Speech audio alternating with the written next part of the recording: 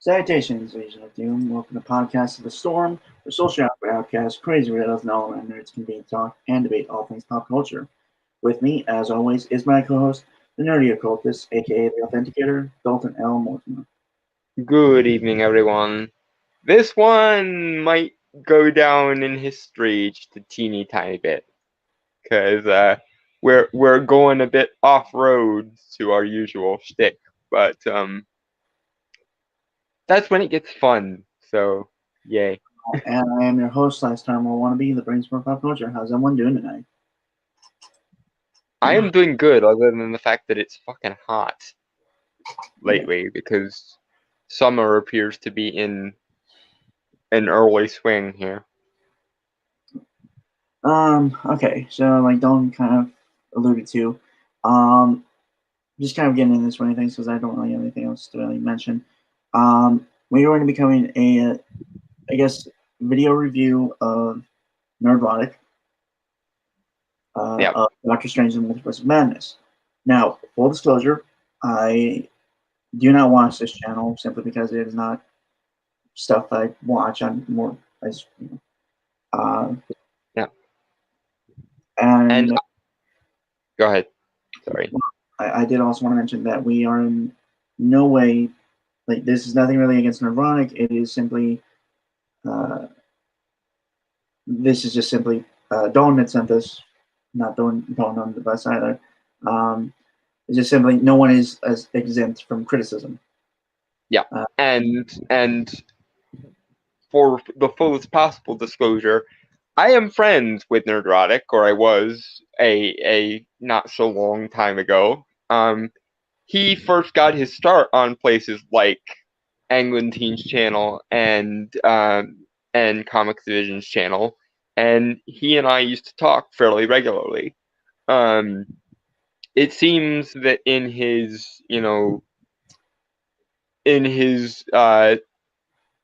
greater degree of exposure, he has forgotten most of us. But that being said, I do not have anything personal against Nerdrotic, and I never will, and I don't begrudge him his success. All the more power to him as far as I'm concerned. That being said,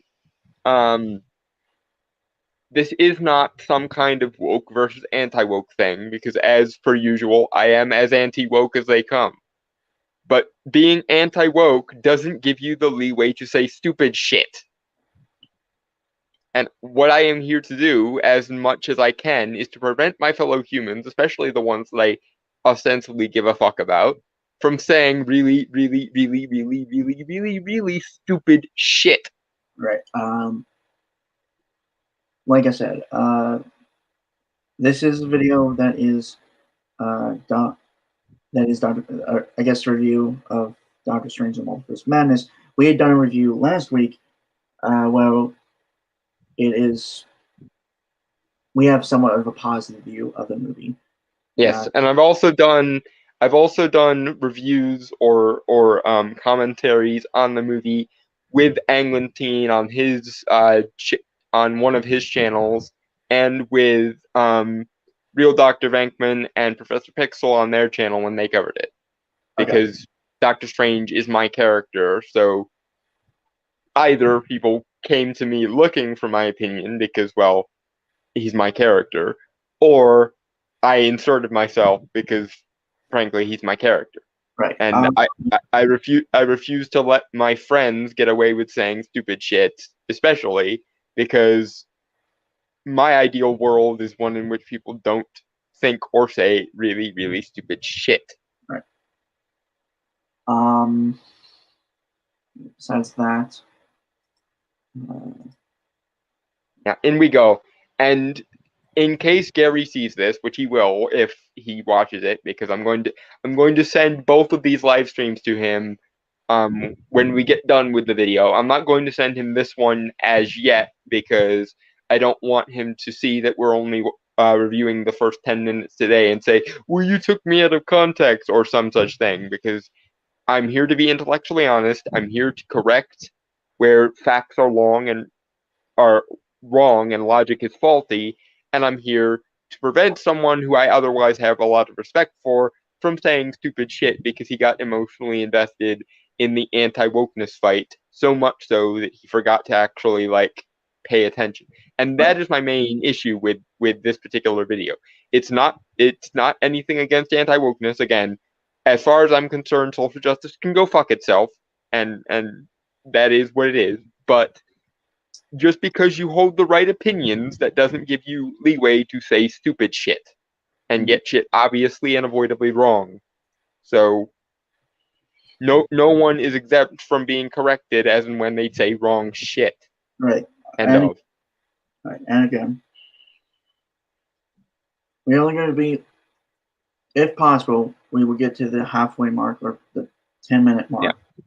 Yeah, because we have other topics we plan to cover on this live stream, so we're going to split this response video up between 2 live streams, and then and only then will I send these to Nerdrotic, because I have no fear of his reaction, and nor would I talk shit about him behind his back. Right. When I correct someone for being stupid or getting shit obviously and avoidably wrong, I will do it to their face, and as and when I can't do it to their face, I will let them know I've done it so they can react accordingly, because that is what intellectually honest people do when they are engaged in the internet equivalent of red penning someone's essay, which is basically what this is. Right. And again, full context, I don't watch Nerdrotic simply because it is not content that I am very much drawn to. Yeah. And I don't watch much of his content on the basis that I think he got so blinded by the anti-wokeness fight that he failed to remain consistent with his principles. And my main issues with wokeness are that they are, or the ideology of social justice is that it is avoidably and obviously wrong, and that it negatively impacts the quality of art. If either of those things stop being true, I will stop opposing it. This is not an emotional fight for me. I'm here because people are obviously and avoidably wrong, and it doesn't matter to me whether the person who's obviously and avoidably wrong about a thing is on my side or not. If they are obviously and avoidably wrong, or they're unnecessarily judging a piece of art on standards that make no fucking sense, they will be subject to my purview and my criticism, because that's what I do. Also, hi Ed. Sorry we haven't acknowledged you as yet. So yeah. Hopefully we can get to the halfway mark, but knowing us, I'm not entirely sure of that. So yeah, we'll get as far as we can get, and then we will cover this again next time. At which point I will send it to Gary so that he can be aware that we made a response to him, because I have no fear of anyone's response to my response, because I think my arguments stand up to scrutiny. So there. Right. Okay. Joey Banana. We shall banana. Also, Gary, again, if you watch this, in case you're confused by the whole banana thing, it's a reference to the rant jerkers from Honey Badger Radio. It's just a little love letter we do when we need to pause a video for DMCA rules, because you have to stop something you're responding to every 20 seconds or so. Otherwise, YouTube will take you down. We say banana when we're finished with our commentary, so that we can continue moving on. Yeah. Anyway, now. Yep, banana.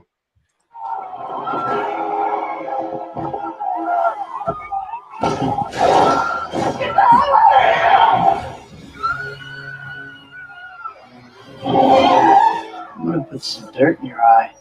You're trash, bro. Thanks, doesn't it?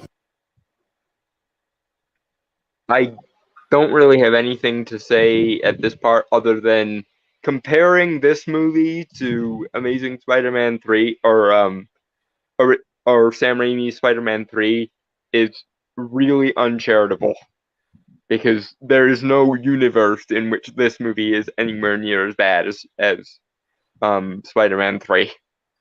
Right. Give me 1 second. Second over.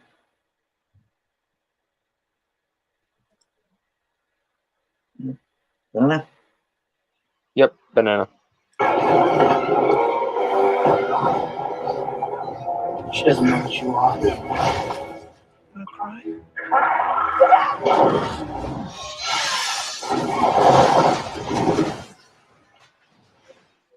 Nerdrotic.com. Hollywood has a couple of problems. One,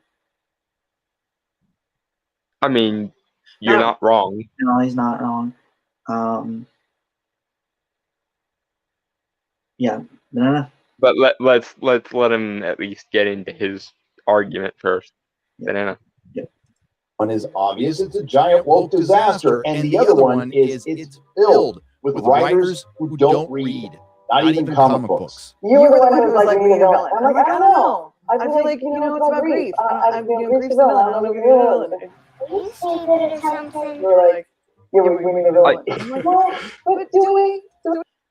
I mean, this is from like WandaVision, right? Yeah, Jack Schaefer, I think her name is, the woman who wrote WandaVision without ever reading a Wanda Maximoff comic for whatever reason. And I would agree with him that it is an issue that people adapting a thing are unfamiliar with the thing. Yeah, that okay. I'm not arguing against that.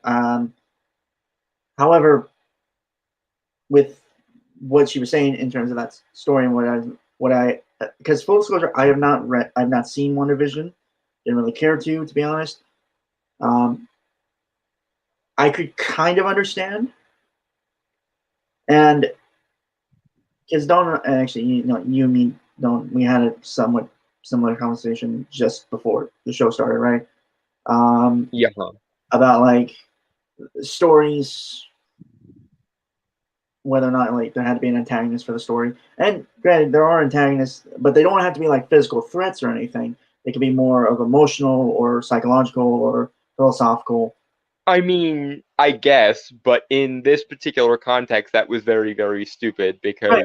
I'm not arguing that. Like honestly, she probably should have read something. I'm not. Yeah, she should. What the main problem with it is, if you're going to be a steward of a character, and that's what these writers generally are, both in the comics, even though they haven't lived up to that in years, and in media based on comics, is they are stewards of these characters. It is their job to treat these characters well and to carry through whatever makes these characters interesting, compelling, etc.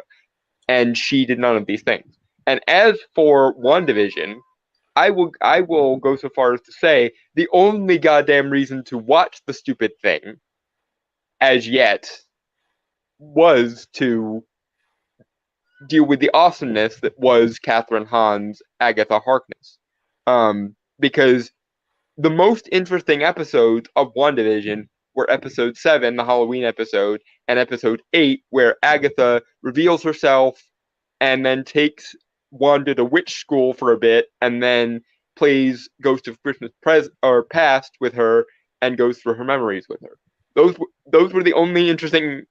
Those were fundamentally the only really interesting episodes. Also worth noting, the it was about grief all along argument is really stupid, because if you wanted to make the story about Wanda's grief, which is perfectly fine, and that's whatever, that doesn't mean you couldn't have done the intelligent thing and had Doctor Strange show up to help Wanda through her grief. Because, as anyone who's dealt with grief psychologically can tell you, interventions are definitely a thing, especially interventions with people who are both your friends and professionals. And who is a better professional in the context of grief that is amplified and sublimated with dark magical energy, as it was with Wanda, than a former world-renowned neurosurgeon turned one of the world's most prolific sorcerers. Like, Doctor Strange is literally the most qualified professional to help deal with her, to help her deal with her grief and to work through it both psychologically and magically. But because of the aforementioned wokeness, we can't have a man help a woman through anything, because that will take agency away from that woman. Derp. And yes, wokeness, or so more accurately, I think, the ideology known as social justice is a problem with modern day writers. I'm not disputing that wokeness or social justice, more accurately, is a problem with modern day writers. But it has to be there for it to be there. And it was definitely there in the case of WandaVision. My issue is when you take that lens and apply it to Doctor Strange, it doesn't hold up, and in no charitable interpretation could you call Doctor Strange 2 woke, which we'll get into. Yeah. Banana. Banana. I was raised on comic books, so I'm here. When it comes to Doctor Strange 2, I am not going to lay the responsibility of this being a giant mess at the feet of Sam Raimi, the director of Spider-Man 2, one of my favorite superhero films of all time, the creator of the Evil Dead franchise. Okay, same here. Like, I think you and I can both agree is that the major problem is kind of like overall the problem, so to speak, of Doctor Strange is the script, but I don't really necessarily think that's because of studio interference or anything. Yeah, no, I would lay it at the feet of Michael Waldron, because and it's not even necessarily his fault either. It's simply the matter of his two big writing credits before Doctor Strange 2 were a couple of very good episodes of Rick and Morty, and that's fair enough, and the Loki series. Yeah, and just to point this out, those are two very heavy sci-fi oriented shows. With, I mean, granted, Loki has elements of fantasy in it. Yeah, because magic using Norse god and all that business, and also Rick and Morty has its magical moments too, like in season 1 of Rick and Morty when Rick fights the devil, as per like a Needful Things ripoff, or the episode in the most recent season where they do a parody of Hellraiser with Jerry. Also, Dungeons and Dragons from, I think, the previous season. The dragon themed episode where Rick literally fights a wizard. I think it was called Claw and Hoarder Special Victims Morty in season 3, and yeah, so that's fair. My issue though with Michael Waldron, as good as he is, and again, some of the episodes he worked on were some of the best episodes of Rick and Morty. But that being said, unless you are a very, very highly talented individual, it takes a lot to transition from small-time TV to big-time TV to film. Big blockbuster sequel in the space of 3 assignments. And unfortunately, they tried to put a Doctor Strange sequel that was meant to be on par with something like Civil War or Infinity War at his feet, and it didn't work. And even though Sam Raimi definitely did also do his share of the writing and did help, I think we can all agree the best moments of Doctor Strange 2 were the Raimi moments where Raimi was allowed to geek out about how awesome Doctor Strange was. Yeah. Because Doctor Strange is awesome and all that, I don't even think there's really any studio interference per se. I think it's just like you said, like kind of the Michael Waldron. Waldron, thank you. Is kind of just his lack of experience in terms of different genres. Well, it's also just his lack of experience as a writer in general. Like again, that too. In the space of 3 assignments, he went from animated half-an-hour comedy show, Rick and Morty, to big-time streaming television, which is Loki, to big-time dark fantasy Lovecraftian horror comedy sequel with Doctor Strange. And it's just like,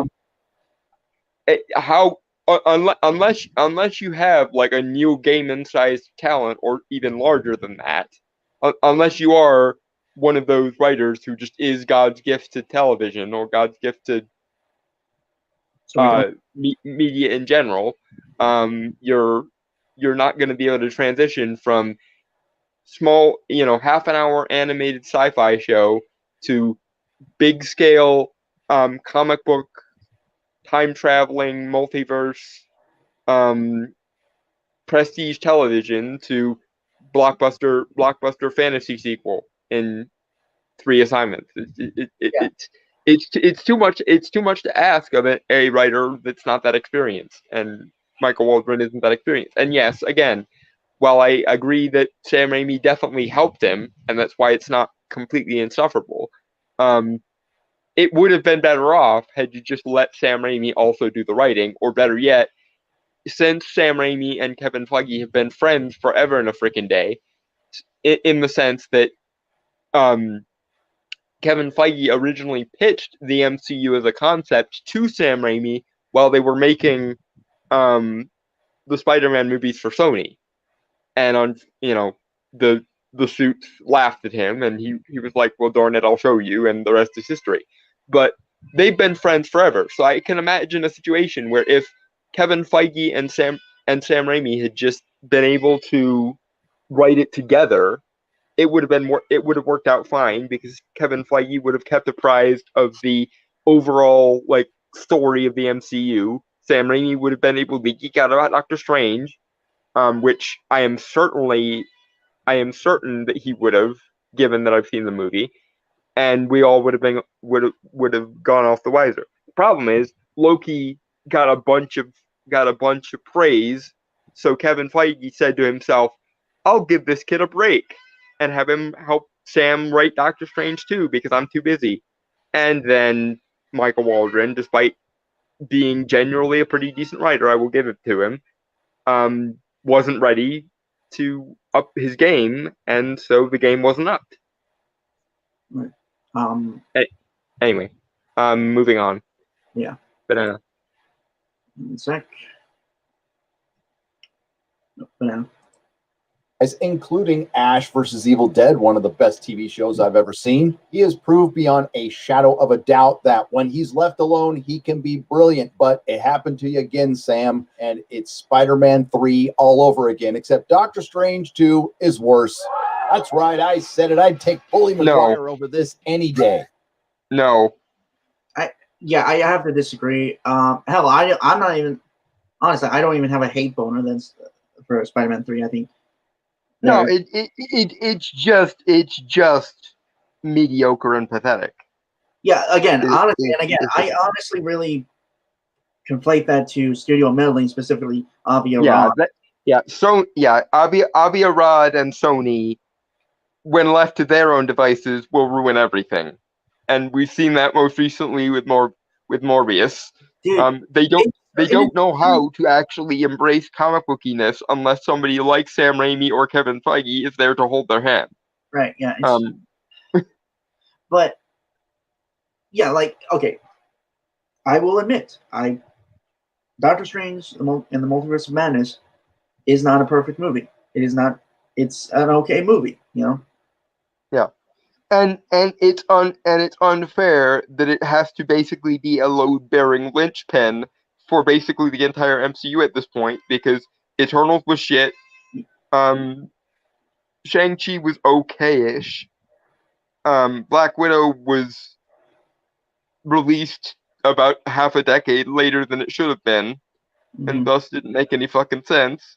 Right. And everything else had led up until Doctor Strange. So, like, Right. Like the thing. Okay. There's also a thing that kind of bugs me with kind of specifically like the Phase 4 movies that I've kind of noticed. mhm.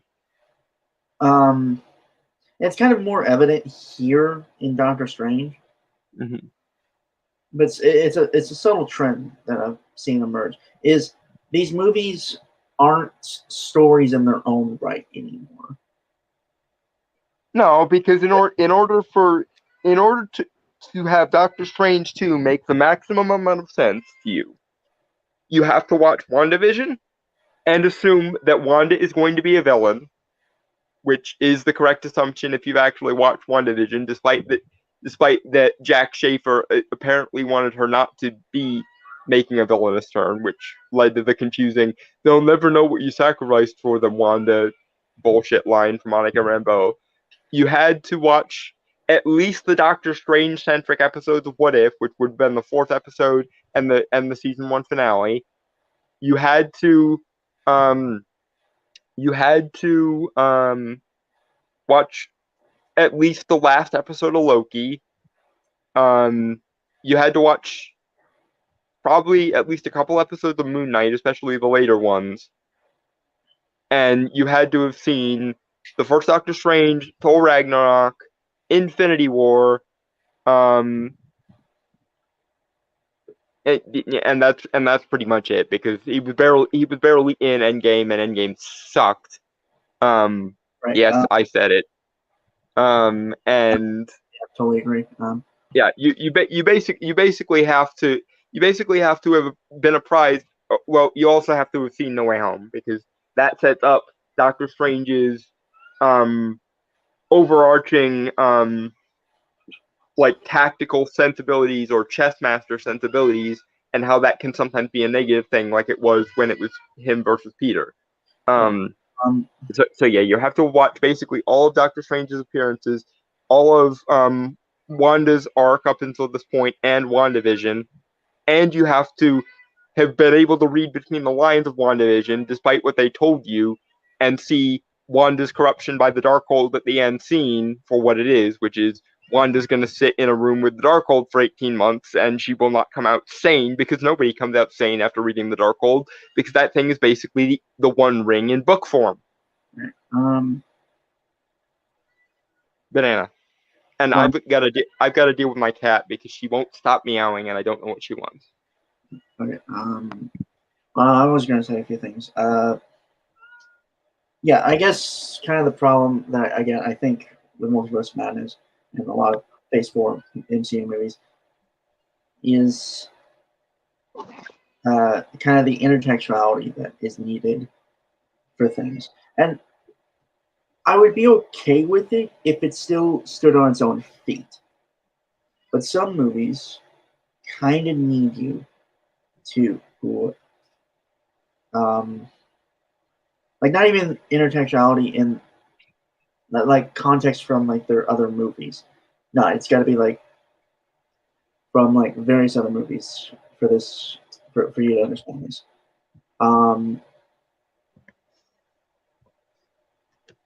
And again, I would be okay with it if it still told a story in it of itself, quote unquote, self-contained in a way. But the problem is that there are too many threads and things that are needed, like added context that doesn't even get really explained much in Doctor Strange and Multiverse of Madness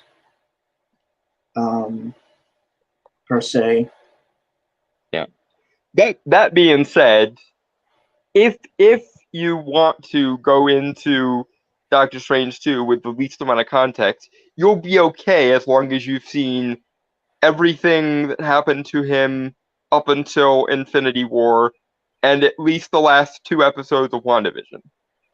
If you can watch all of those, you'll have pretty much all the context you're gonna need. And if you want more context than that, throw in the Doctor Strange centric episodes of What If, and that will finish things off for you. Like as long as you've seen everything having to do with Doctor Strange, a couple episodes of WandaVision, and a couple episodes of What If, you should be fine. And most people either have or can easily Google shit. And that's the other thing that why the intertextuality doesn't bother me, because if we lived in a world without Google, that might be a problem, but we live in a world where you can literally learn anything you need to learn in like 5 seconds of Googling. Again, and at that point, if you don't do that, you're just lazy. Right. Okay. Again, that's not really my problem. It's more so movies that rely on the intertextuality than anything. Yeah. That's kind of the issue. Yeah. Anyway, Banana. Yeah. 1 sec. Doctor Strange 2 was supposed to be Marvel's horror film, but the only thing that ended up being horrific was the dialogue. I don't even want to know. And once again, we get that twisted Hollywood morality, the same Hollywood morality that gave us Wonder Woman the Rapist, female Mengele, and Black Widow, and of course, Wanda Maximoff. Okay. Point to the Wonder Woman thing because that was weird, and I'm not gonna really argue that. I'll give you the WandaVision thing, but here's the thing. With regards to Wanda's status as a villain, there are two ways you can go with it. Well, I honestly, I don't know. Like, I feel like we should listen because I did cut him off. Like, okay, let him finish, and then I'll say my piece. Banana. Who enslaved an entire town of men, women, and children and put things right. Yes, Queen. And we'll get to that, but okay. Okay, again, here's the problem with the WandaVision thing. There are two ways you can go with it. You can go the textual route, the route that for some reason the writers wanted us to take, which is Wanda actually managed to set it right, which is, I agree, would be fucking stupid, because you took an entire town mentally hostage and then warped reality around you to turn it into a sitcom for 2 weeks, Wanda. That's not. And you took the Darkhold, which again, for those that don't know about the Marvel lore, the Darkhold is basically a combination of the One Ring from Lord of the Rings, the Death Note from Death Note, and the Necronomicon Ex Mortis from Evil Dead. That it is all of those things combined, i.e., it is literally evil between two covers. Like, it's evil in book form. If you read that thing, you will, in some sense, be fucked beyond reasoning. And if you happen to, I don't know, sit alone in a cabin for 18 months reading the thing in the hopes of regaining your children, you're going to be a tutti fruity fucking Fruit Loop before too long. And that's why Wanda being ostensibly evil here doesn't bother me. Yeah, but the second option to interpret WandaVision, and what I would consider the more sane route, is she is unstable, she is guilty, she did do wrong, despite Monica Rambeau basically letting her off easy.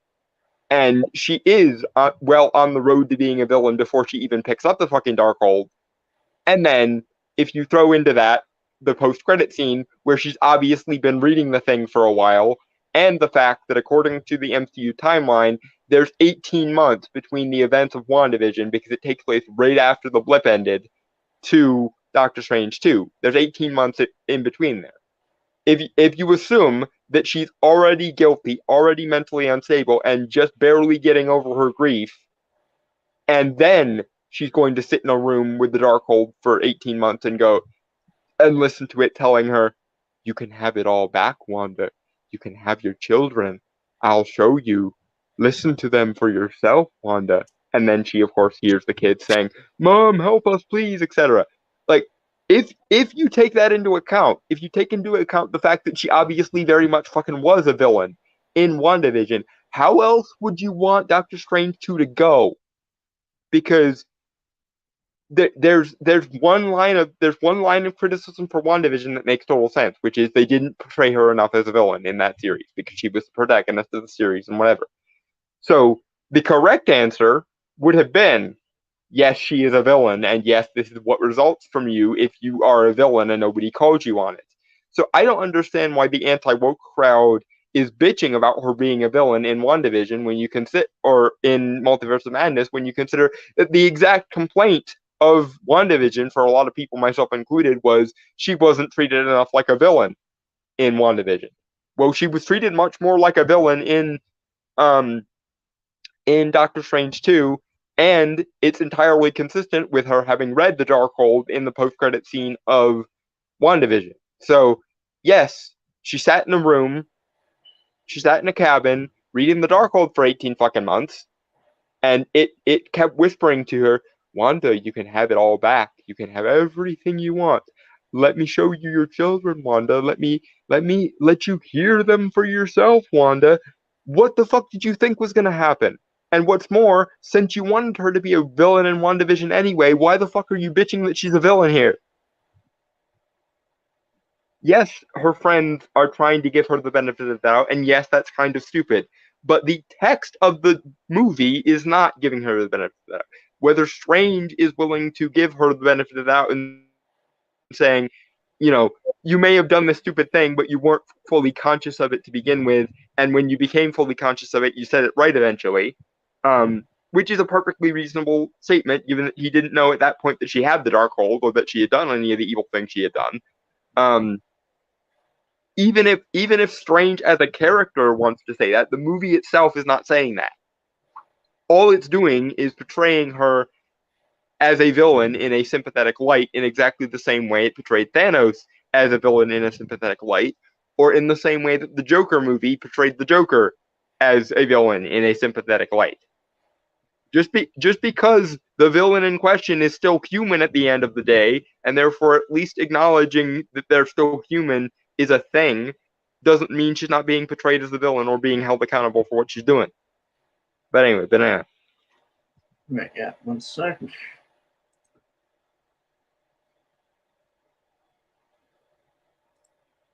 Starting to think that Hollywood has a lot of trouble with the whole right-wrong thing. Of course, Sam Raimi does bear some responsibility, but the lion's share, the majority, goes to Kevin Feige, because this is a Kevin Feige production. This is not a movie. It is not a film.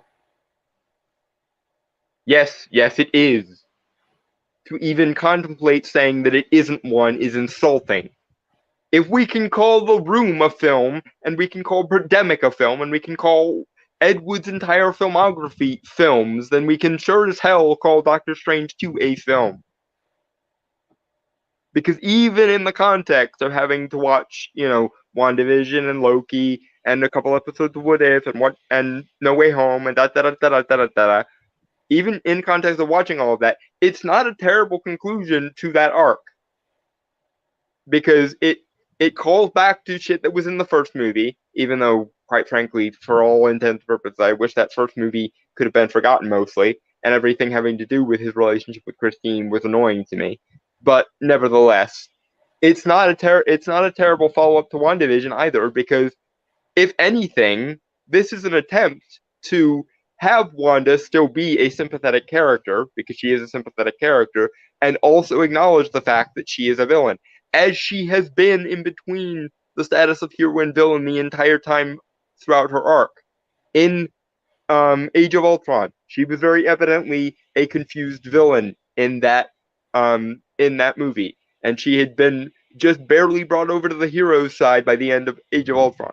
Then in Civil War, she uses her connection to the Mind Stone to cripple the Vision and escape, and then winds up on the side she winds up on in Civil War. and then she goes out on the lam for several years, and then she does manage to keep it together long enough to destroy Vision, and it doesn't matter because Thanos has the Time Stone and whatever.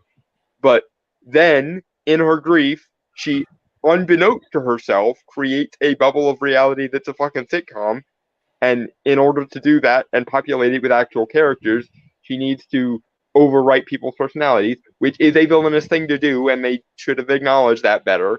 But nevertheless, she eventually came to the conclusion that what she was doing was wrong, undid it, and then proceeded to take the Darkhold, which is a corrupting force, basically like being on fucking drugs, and sit in a room with it for 18 months. While hearing it constantly whispering to her, "You can have it all back, Wanda. I can show them to you, Wanda. Here, look at all these various multiverses, Wanda. Look at all these places where you actually have your kids, and they're exactly like the ones you lost, Wanda. Don't you want them back?" Yeah. Far be it from me to be overly sympathetic to Wanda here, but if you were sitting in a room having the devil on your shoulder whisper those things to you while reading a book of evil for 18 months, I don't think anyone's coming out of that sane. It's asking why Wanda was corrupted by the Darkhold is a bit like asking why does Smeagol start calling himself Gollum after sitting with the ring for too long. It's because the thing is inherently corruptive and inherently evil. But she was also emotionally unstable and guilt-ridden to begin with. So she was already vulnerable, and then she sat in a room with it for 18 months. Right, yeah. It's actually a thing I think I've said to you before, Tom, when it comes to like these kind of stories, is the thing with the movie, Multiverse of Madness, is from a writing perspective, it is I understand the villain, but I don't agree with them. Yeah, she's still a villain. Yeah. As sympathetic as she tries to be, and as much as she very much still is the character that we've grown to love in Age of Ultron, Civil War, Infinity War, Endgame, etc. As much as she very much still is that character. And by the way, lest we forget that in between Endgame and WandaVision, she almost killed Thanos, and if somebody hadn't stopped her, she would have literally torn him apart. So there's that. Yeah. So Wanda has always been really leaning on the side of the anti-hero side of good. So it's not as much of a long walk for her to get from anti-hero like she was in all of her other appearances to full-on villain, especially when you consider grief, pain, losing her kids, and yes, they were fiction, but to her they were not. And that to me is actually one of the things I wish they had focused on more with her character. Because, okay, imagine this. Imagine everyone you love. You wake up tomorrow and you realize they're a construct of your own making. How the hell is anyone going to maintain their sanity after realizing that? Imagine everyone and everything you've ever loved is a construct of your own mind and is basically a fiction you created for yourself. Basically like revealing to yourself that you're schizophrenic. I doubt that anyone is going to be okay after that. And then along comes the Darkhold whispering, I know they were constructs of your own imagination, but you realize, of course, they don't have to be, right? Yeah. You're repeating yourself. Anyway, but it is processed, overproduced content. You gotta want it. This is your year. Doctor Strange 2 is not a sequel to Doctor Strange, and it's not a Doctor Strange movie. It is a follow-up to WandaVision, a show that the writers of this film didn't watch. Now, I understand why you didn't bring in the... Okay. Yes, there are elements of it that are a sequel to WandaVision. Yes, more of them than I wish there were. But, and here's the thing. If you remember characters like Bucky from Captain America the Winter Soldier, characters like Thanos from Infinity War, characters like Wanda in all of her previous appearances, giving the villain enough time to be a fully rounded character is definitely necessarily a thing, and it doesn't detract from the fact that this is still a Doctor Strange movie any more than Captain America Winter Soldier was more about the Winter Soldier than it was Captain America, or Infinity War was more about Thanos than it was the Avengers. Yes, a large proportion of the movie was devoted to their character motivation, but that's because Marvel, let's face it, is not good at doing villains any other way. The only way they know how to do a sympathetic villain is to give them almost as much play as the hero. And given that Wanda has been around actually for longer than Strange within the context of the continuity, because we first met her in early 2015 in Age of Ultron, and we didn't meet Strange until late 2016. Given that, it makes perfect sense that because she's had more appearances than him at this point, she would get at least some play, and given that she already had her own series, that she would get some play makes sense. But it is still a Doctor Strange movie, because if you paid attention to the movie, you know that one of the ways that they made them worthwhile contrast to each other is by mirroring their arcs, i.e. the arc of what would you do to gain the thing that would make you happy. It's the thing that she tempts him with there in the Garden of Doom. There is the thing that she repeats to him again when she's about to attack Kamar-Taj. It's the thing that Sinister Strange repeats to him when they fight. And it's the thing that Christine and he bond over at the way. It's still very much about his arc and very much about his journey. It just happens that both Strange and Wanda have all appeared in various other things. But in any case, if you watch this after watching Infinity War, having previously watched Thor Ragnarok and his first movie, and you watch this after watching the last 2 episodes of WandaVision, it's about equally split between them. And that might not be fair when you consider that Wanda's the villain, but better she be a well-written villain like Thanos or the Winter Soldier than a one-off villain like fucking Caecilius in Doctor Strange's first movie, or Ironmonger, or anyone that Thor has fought other than Loki and Hela. Anyway, banana. Yep. Banana. The writer of WandaVision, Jack Schaefer, the woman who didn't know who Mephisto was, but I don't think it's a better decision to bring in the writer of Loki, which completely destroyed the Marvel Universe with its new rules and then didn't follow any of those rules. So to get this out of the way, was it well? Okay, would you rather it have followed those rules this and, in your own opinion, ruined it? Don't. It's the problem. Because, okay, this is one of my problems with Gary in this particular video. He claims that something is bad, and then he further claims that the movie is bad for not doing the bad thing that he previously said was bad. I.e., WandaVision didn't frame Wanda as enough of a villain in WandaVision. So the movie corrects this by portraying her as a villain here. And it's not enough for him for some reason. Loki completely ruins the rules of the multiverse, something I agree with, and then the movie doesn't follow the rules of Loki. Well, if the rules of Loki ruin the multiverse, and they do, what is lost by correcting them? It's kind of like how nobody complained when Thor Ragnarok had a completely different tone from the first 2 Thors, because the first 2 Thors didn't have a very good tone for their material.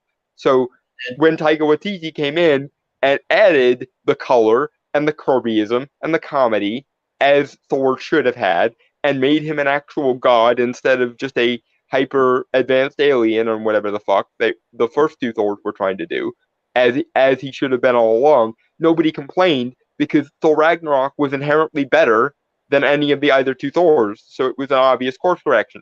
Well, this movie is trying to course correct from the things that you're complaining about in WandaVision. And you're still complaining somehow. It annoys me. Banana. No, well, I mean, I did have something, Okay, go ahead. Sorry. but I forgot it as you were ranting. So, Oh well. Sorry. well, okay, I was going to bring up, I guess, again,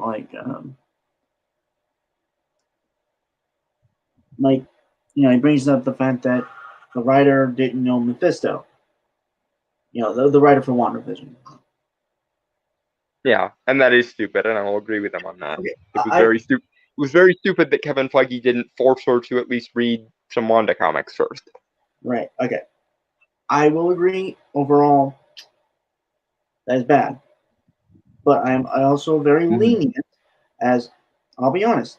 I didn't know Mephisto until like a few years ago, because I'm still relatively new to like comics and the Yeah. whole universe. You're also you also are, however, not being tasked with writing a WandaVision show. So Fair enough. Completely fair. But yeah.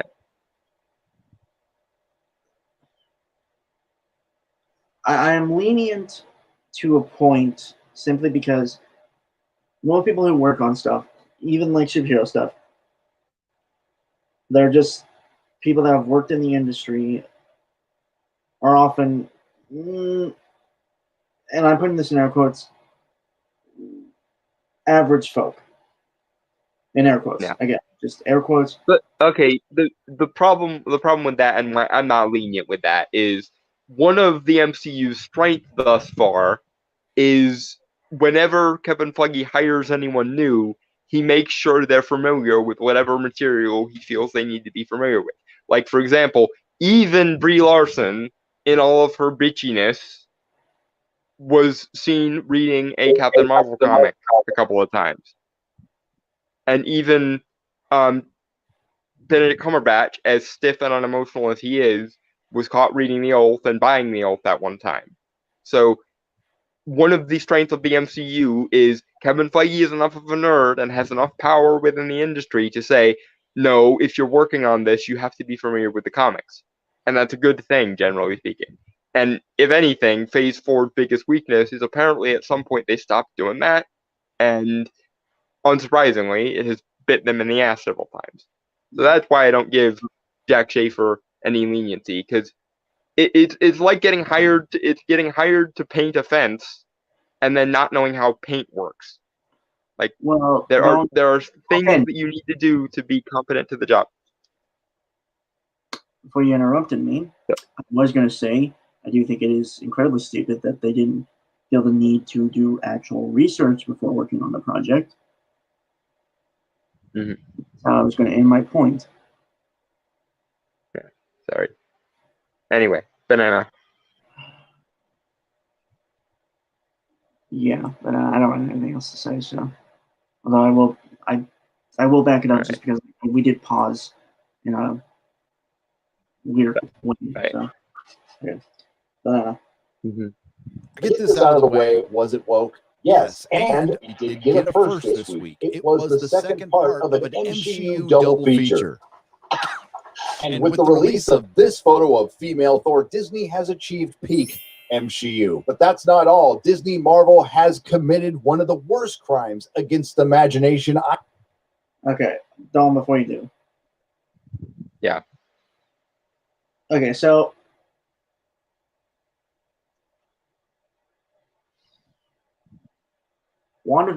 for Multiverse Madness, 'cause I'm still watching Moon Knight.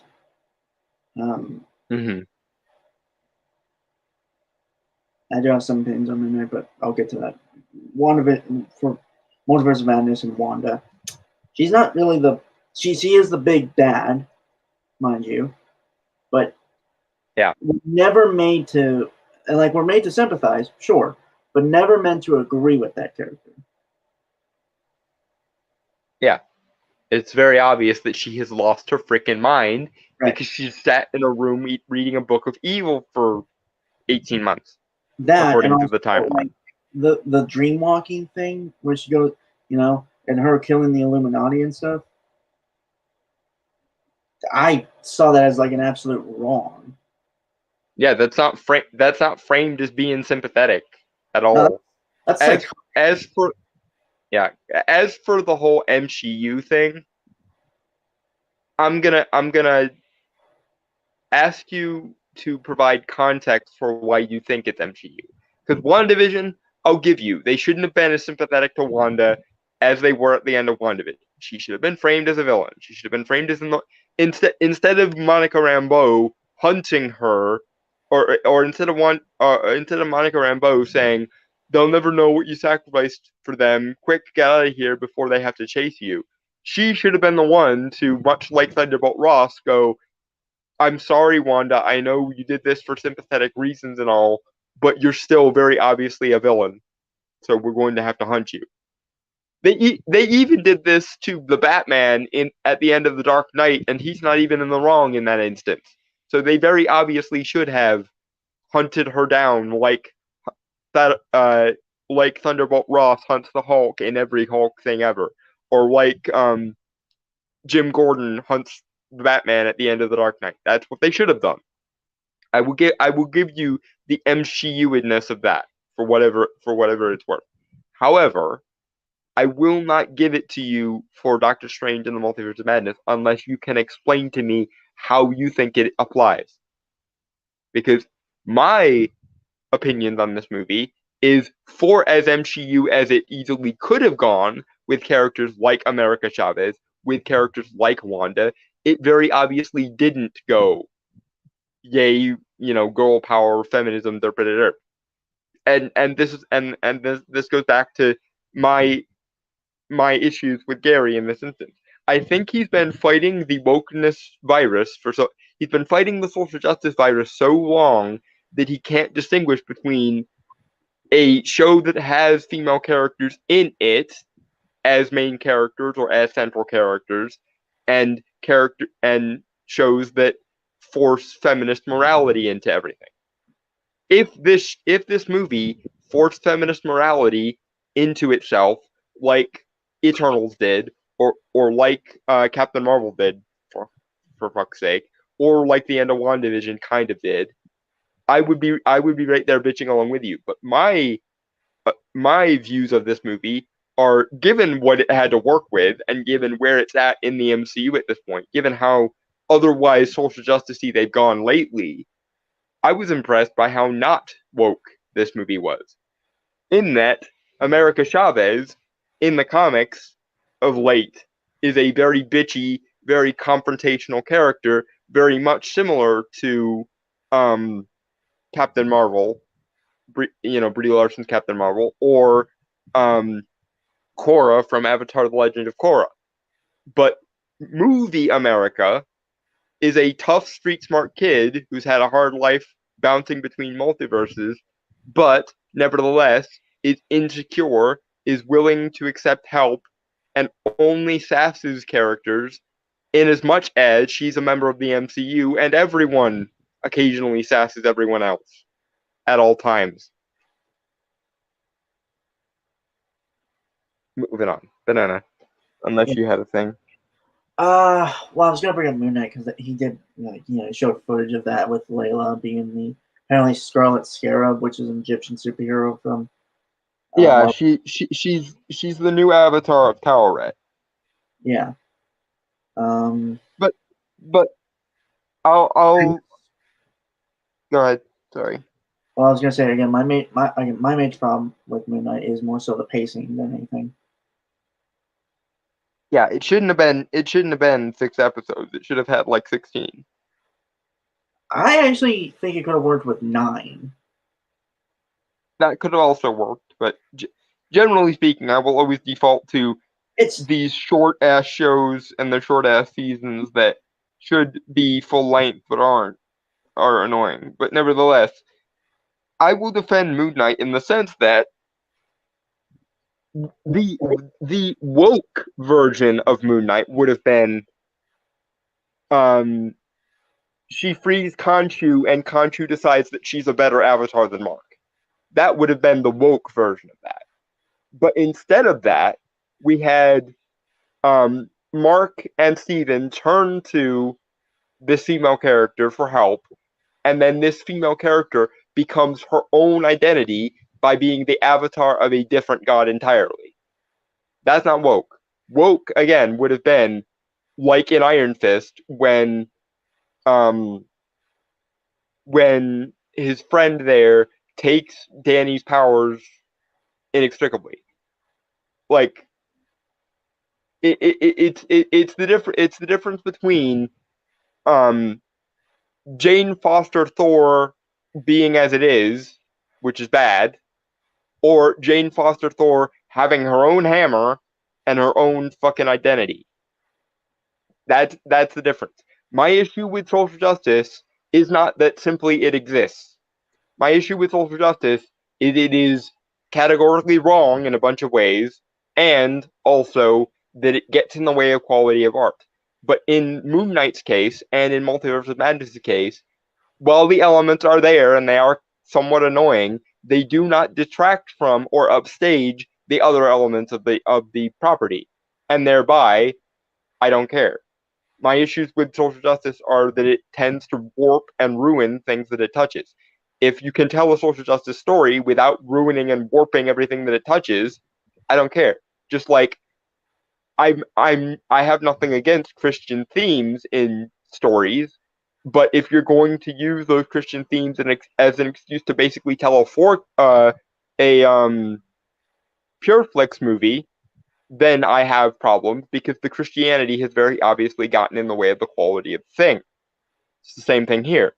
I have no problem with you telling a story with social justice elements as long as they don't detract from the story and don't interfere with obviously rational story progression. Yeah,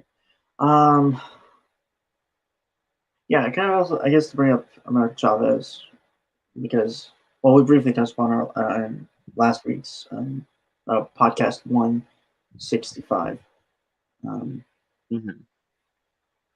She's not insufferable here, then because she is a teen hero here, when I think she's a full-grown who acts like a fucking child. Well, she's older. She's like 18 in the comics. Still acts like a Here total she's bitch. like 14. Right. Still acts like a total bitch in the comics, though. So yeah, she is very much in the same vein of MCU Carol Danvers in the comics. She will break your hand because of a patriarchy, or she will randomly spout off something in Spanglish because otherwise we wouldn't know that she was a Latina derp, right. or something.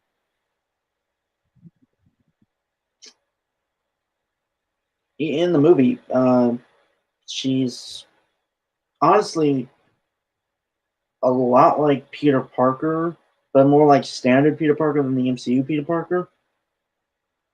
Yeah, she's a kid on the run who's had a hard life and who has to deal with the fact that she killed her parents with the first use of her powers. That's a perfectly valid superhero origin story. Yeah.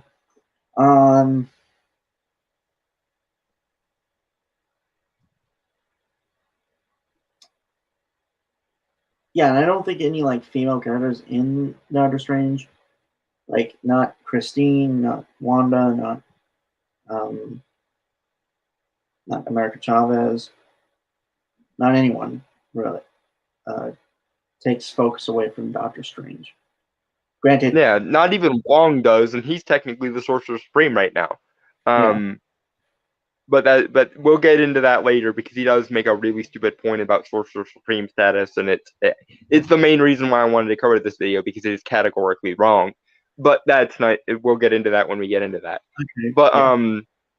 the thing with Christine, there is one moment that I've seen a lot of people make a bunch of bullshit out of, which is when she uses the Brazier of Bon Goliath on the spirits of the damned to protect Stephen.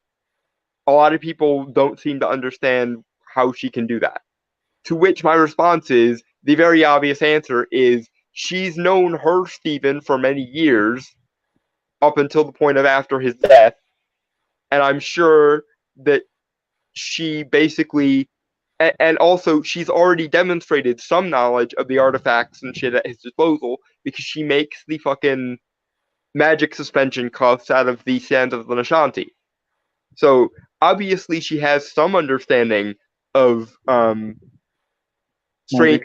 Strange's like collection of artifacts at least, and she's probably been taught how to use them by either Strange or by Mordo, given that she works very closely with members of the Illuminati and is apparently a very trusted confidant of theirs. So either Mordo showed her how to do some things, or her own Strange taught her how to do some things, or she just did her own research in between the time of her Strange's death and the emergence of the new Strange into her universe, which makes perfect sense because she already knows about the Sands of Nishanti enough to create a quasi-technological, magical suspension cuff thing.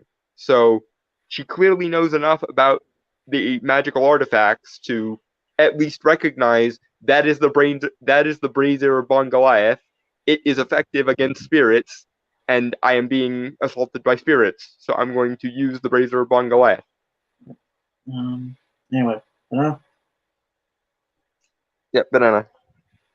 I have seen since not putting Han, Luke, and Leia in a scene together. And we'll get to that as well. And we also have to mention that Disney Marvel is hell-bent on assassinating all of their characters, and they waste no time in Doctor Strange 2. From this point on, there's going to be heavy spoilers, so you have been warned. The plot goes a little something like this. The girl who's the key to...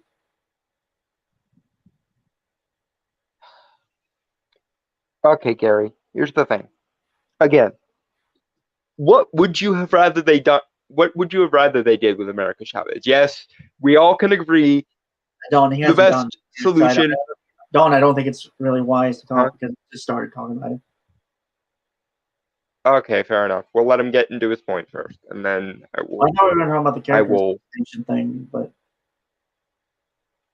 no, but he's going to lampshade America Chavez's involvement by calling her the girl who's the key to everything. And my response to that is, yeah, she's a living MacGuffin, basically, which honestly is a better use of that character than having her have her comic book personality, because her comic book personality would have been insufferable. And that's one of the ways in which they actually course correct America for the MCU, because she isn't overly confrontational or overly competent like Korra, or like Korra from Avatar: The Last Airbender, or like Brie Larson's Captain Marvel. She does have flaws and frailties and problems, and also she's basically reduced to a living MacGuffin, which you think would make the anti-woke types happy, because it's literally a translation of what your boy Zach, back when he was called Diversity in Comics, used to call perf puppying. So you would think that would meet with approval, insofar as we even have to use America Chavez. But apparently Marvel doesn't get any credit for fixing one of the worst characters that the comics ever produced. Anyway, banana. We'll let him actually explain the thing. All right, 1 sec. I'm going to change the folding real quick. Apparently it was lower than I wanted. All right, banana. From this point on, there's going to be heavy spoilers, so you have been warned. The plot goes a little something like this. The girl who's the key to everything, America Chavez, the really popular Marvel Comics character, is able to travel through the multiverse. She is being hunted by something who wants to steal her power. The film starts out with America and Defenders Doctor Strange, not the... Yeah, I have no problem with what he said, other than the obvious. She's not the key to everything. She's a living MacGuffin. And given what we had to work with her character, that's probably better than what we... Yeah, like R2-D2 from A New Hope. Yeah. Anyway, moving on. Banana. The Doctor Strange from the MCU, but it's an alternate version that is based on a version in the comic books, and they're running from a spaghetti monster. Now, remember spaghetti, because that comes up later. Very early on in the film, they establish that her powers are far too dangerous. If they get in the wrong hands, it could destroy the entire multiverse. Yeah, like, That's just setting the stakes. That's how a prologue's supposed to go for a movie. I don't think he's taken issue with this. I think he's setting up for a point he'll make later. But It certainly feels like he's making a point. Or like, yeah, the condescension is really annoying. And again, I think it's a factor of he got too close to the social justice fight, and now he just is default upset about everything. okay, I'm not gonna get. It's whatever. Okay, so just explain it. Fine. Banana. Yeah, let's back. Banana. The Doctor Strange protector realizes this when they are cornered, and it looks like that's it for them. So he decides to take her powers. He gets mortally wounded, but ends up saving her in the end as she gets scared because she can't control her powers and goes through a star-shaped portal. That also sucks through the dead body of that Doctor Strange quick. Okay. Yeah, no problems here. It's basically just summarizing banana. Yeah. Aside, this Doctor Strange died a hero, although he was treated as a betrayer. He saved the entire multiverse. This cannot be undersold. And quite frankly, the stakes can't get any higher in any Marvel film from here on out. This was pointed out by Rags on EFAP when I was with him last Saturday. God damn it. Okay, I have something to say. I mean, like, okay, I could kind of understand the necessity of the choice. Granted, yeah, it is a very heroic thing to do within the context of it's you were everything, kid, I'm sorry. But at the very same time, he has to kill a child to do it. So calling it an uncomplicatedly heroic act is a bit much. Because I'm sorry, but for the greater good is a very, very shitty, slippery slope that will inevitably lead to genocide. Because if your grand utopia is one dead child away, that does not give you license to kill that child, because it's the death of a life in general, which is bad, but the life of a child also, which is equally. And yes, it's framed as in the wrong because much as with Strange's argument in No Way Home, despite the fact that him being able to make those grand calculus detached decisions is useful, especially when you're in dire straits, like in Infinity War, or like in No Way Home, or like in this movie, it's still very much a negative thing to do when you consider that in somewhere in his brain he has to go, it's this child's life or the entire multiverse, so I'm gonna kill a child now. Obviously, the correct answer is find a fucking solution that doesn't involve killing a child, you dickhead. Just like in No Way Home, it was set up that because of his detached, calculating ways, he has to deal with the fact of, shit, I have to let these people die. And Peter is like, hold on a minute, what the fuck are you doing? We can help these people. There's another option here. And that is Strange's biggest problem, apparently, according to the MCU. Strange's biggest problem in the MCU, which is not a problem he has in the comics, but I'm willing to play the ball where it lies for the sake of the argument. In the MCU, whenever his back is against the wall, he goes with as much research as he can go with, and then he responds, "It's the only way," to whatever incredibly risky thing he's planning on doing. And one of the points of his arc of this movie was to let go of that detached, calculating mentality, because as useful as it is from like a chess master perspective, it also involves a fuck ton of collateral damage, namely dead people and dead children in this case. Right.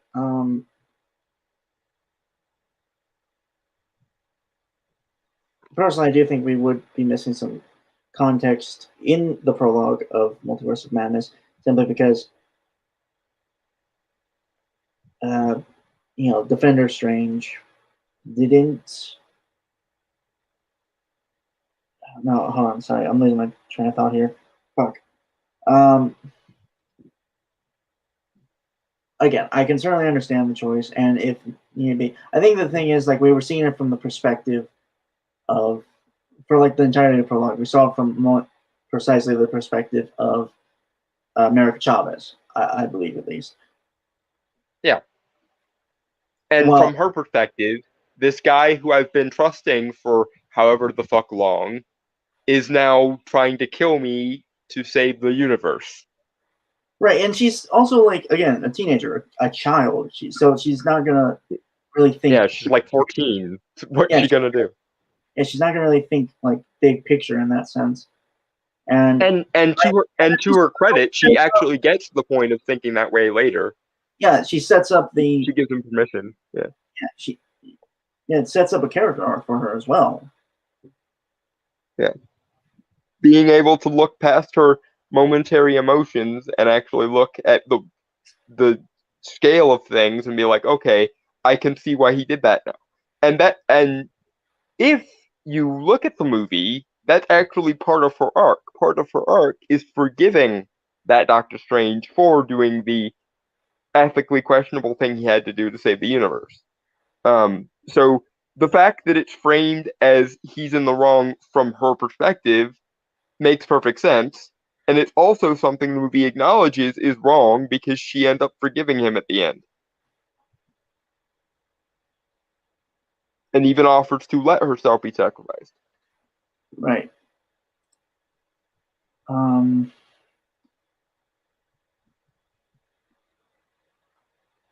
While it technically is heroic, I'll give him that. I don't think it's technically morally right, though. Yeah, no, it's the question for MCU Doctor Strange, all versions of him so far that we've seen, is do the ends justify the means? Does my greater good, does my existential balancing of the universe, the phrase that they brought back for this movie that was used in No Way Home is in the grand calculus of the multiverse. That's how Doctor Strange sees things. He sees things as calculus. He sees things as chess metaphors, as per Endgame. When he said we're in the Endgame now, that's because he was seeing the grand scale of the universe as basically one giant chess game, which is somewhat in character for Doctor Strange. So that's fine. But the way it's been reframed, originally in Doctor Strange in Infinity War, we saw that, and we saw that he had seen 14,605 timelines and gone, okay, the odds are 14,605 to 1. That's clearly good enough because those are fuck off odds anyway. But what we're seeing in this movie is that didn't necessarily mean it was the only way, i.e., while 14,605 timelines is certainly a lot of fucking timelines, in the context of Infinity, maybe not so much. And that doesn't mean that Strange was wrong to make the choice he made, because otherwise, he had 14,605 timelines of data, and only one of them did they come out in a positive. Did they win the game, to complete the metaphor? Yeah. So he's probably in the right to have done what he did, given the context. But nevertheless, looking at people's lives and the universe as though it's one giant chess game or one giant marionette show to puppet master is probably not ultimately a good thing, even though it is sometimes useful circumstantially. Right. Anyway. Banana? Banana.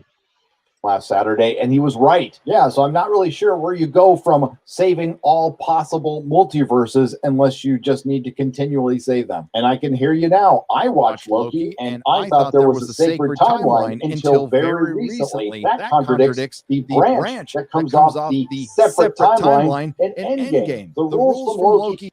Yeah, like the rules for time travel and shit in the MCU totally fucking suck. Yeah. Also, it might be semantic dicking around, but you're semantically dicking around too, so I think it's fair for me to do it. Timelines aren't the same as alternate universes, and that's one of the reasons why Loki didn't make any fucking sense at all, because if you remember Doctor Strange 1, as stupid as Doctor Strange 1 was, and I will maintain till my dying breath that was a bad movie. It just happened to star my favorite character, but, if you remember Doctor Strange 1, you remember when she was bebopping him around the multiverse, she literally used the word multiverse several times. While that was stupid because the kind of universes that Doctor Strange deals with, or the kind of dimensions that Doctor Strange deal with, aren't universes, they're dimensions, they're planes of existence, they're netherworlds, etc. And it's stupid to have multiverses involved here. At least it is consistent with what the MCU has set up to this point, i.e., Kang was wrong in the sense that timelines branching off isn't the only way to get a multiverse. Multiverses apparently already existed, so much so that the Ancient One already knew about them. So that's more of a failing with Loki, though, and also with Kevin Feige's world building, because timelines aren't synonymous with multiverses. Well, I also want to point out, if we really want to make the argument that timelines are multiverses, I don't want to, but just play that line of thinking. Yeah, if you're playing it, the ball where it lies, go ahead. There is a possibility that the branching timelines and stuff that create the quote-unquote multiverse from Loki are technically exist. Fuck, I was going somewhere with this. Fuck. There's nothing to say that those universes technically are young per se. Like, to them, they could have. It's like, it's almost like the idea. How do you keep timelines consistent across universes, basically? Yeah. Because each universe has its own internal timeline, basically. Also, there's the fact of, and I hate this excuse, but it is a semi-valid, i.e., internally logically consistent excuse. The domain of Immortus Kang, the He Who Remains version of Kang, exists outside of time. So it's possible that while the events in Loki technically happened after the events of the mainline universe, because of the way the cross-time works, i.e., timelines in comparison to each other, it could have happened when Loki and Sylvie fucked everything up, but still happened before it on a universal scale, because each universe operates on its own internal timeline. It's weird. Like, there's also something I could point out. It would make really no sense, but the closed loop timeline deal. Yeah, i.e., the world has to exist in such a way that Loki does that, and then Loki does that, so the universe existed in that way, and thus, the timeline keeps circling. To kind of really simplify it in terms is, effectively, the multiverse has always existed, will always exist, and does exist. Yeah. It just so happens that the thing that set it off was one of those Lokis in one of those universes buggered up that universe's timeline, went to a place outside of time to visit Immortus Kang, who is in the MCU referred to as He Who Remains, and buggered everything up. But that being said, I would much rather just ignore Loki, because Loki is inconsistent, and timelines and multiverses don't even have to technically be referring to the same thing anyway. It's also like super short. Like, that's a real problem with like Disney Plus Marvel shows. Yeah. Again, if you're gonna set up something that has universal or omniversal or multiversal or whatever consequences, give it time to breathe, Marvel. I honestly say DC's Legends of Tomorrow made time travel more simpler. Yeah. Which is the very last time that I'm ever going to give Legends of Tomorrow a compliment, other than getting Matt Ryan back as Constantine was smart, but you kind of turn him into a putz, and also you let Matt Ryan stay on as a character who wasn't that after he died, which is weird. Anyway. But also, I think we can both agree that the way they introduce time travel in the MCU is just Endgame is terrible, and one of the reasons that Endgame is terrible is because it's a glorified time travel clip show. You could have introduced cosmic entities, you could have introduced Celestials. Honestly, in fact, I would have been fine with time travel if it made fucking sense. Yeah, if there was actual logical consistency to time, because that's the thing with time travel, as with magic, the only thing that makes it able to stand up to scrutiny is it is bound by the laws not of empirical science, but by the laws of irrefutable logic, like necessary logic, and that's one of the reasons why I really hate the multiversal time travel bullshit, because the question I always have with regards to time travel that splits off various multiverses is, where the fuck does the other matter come from? The matter to create a secondary universe? Because if what happens is the universes basically split off from one another, kind of like cells splitting off from each other when they cell divide, where the fuck is the extra matter for that second universe coming from? Or is each successive split universe weaker and weaker and weaker and less substantive and less substantive and less substantive because it's a copy of a copy of a copy? I could buy that. I could buy that there was so much matter in the primary universe that there was extra to make a secondary universe. It just happens to be weaker because it's a copy. That would make sense, but that's not usually how it's handled in most. Oh, you know what would have been so time much travel splitting off into multiverses things. Right. What would have been more simpler? Like two ways that time travel would have been simpler. Closed looped. Yeah. You know, what's happened. It always had to happen this way, so time let us bend the rules so that it could happen that way, basically. Right. Which would have added a lot more context and stuff to bits and movies. Causality loop makes sense there. Yeah. Or second, what's the word? Like the Back to the Future stuff, effectively, you know. Mm-hmm. Every time you change something in the past, it changes the future, but you still have knowledge of a future that you came where from. It happened, or past where it happened, and so on. Yeah. Although the people that were directly involved with changing it still remember the changes, but nobody else does.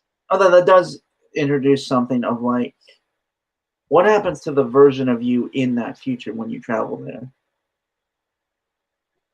And again, this is why multiverse time travel makes no. The time travel that makes the most sense is the temporal causality loop, i.e., you exist in a universe where this already happened, and so the universe will go out of its way to make sure that you can, so that the life that you led happened in such a way that you could go back and do what you need to do so that it already happened. Right. The closed temporal causality loop is the only time travel that makes any fucking sense. The deterministic time travel. But that's neither here nor that's more of a complaint of Endgame and Loki than it is Multiverse. Right. Yeah. Sorry. Went on a tangent there. Anyway. Yeah, but Banana. The rules from Loki don't affect this movie just like they didn't affect No Way Home. As a matter of fact, it's best not to think about the rules of this film, along with not thinking about the writing, the plot, the characterization, logic, things like that. So we're a few minutes into the film, and we've already killed a Doctor Strange, and the character assassination has only just begun. I'm sorry, that's how you describe character assassination? Yeah, that's not in any way character assassination. It's entirely consistent with every decision Doctor Strange has made up until this point in the MCU. Now, granted, you and me both can make arguments as to how that's not proper Doctor Strange, just like his dialogue basically makes me cringe every time I hear it, because he doesn't speak in the scholarly purple prose or the monk-like purple prose that he's supposed to speak in, and he doesn't consult the thesaurus to talk every 5 minutes like he should, but... You know, with the MCU's Doctor Strange, such as we have it, his self-sacrifice maneuver with the time loop trapping Dormammu is entirely consistent with the look forward in time to alternate futures to see what will happen, and then make the chess master like choice to sacrifice everyone and let Thanos win so that they can eventually come back later and fuck him over. Right. And it is consistent again with, well, I'm here to defend existence, and existence is going to get completely fucked over unless we stop this multiverse incursion thing happening in No Way Home. So I need to tell this kid to go fuck himself so that I can save the multiverse. And Right. again, in Defender Strange's case, with it's either this child's life or literally everyone else in the multiverse. So it's consistent with his character thus far. Right. Right. Generally, Because his issue is always and has always been, and even this is even true of the comics to some degree, his issue is not, do individual people survive? Do individual people continue their lives accordingly? His issue is all the fabric of all reality is a delicate thing, and therefore the supernatural intrusions of various entities threaten the fabric of reality, and I need to make choices that let existence continue spinning.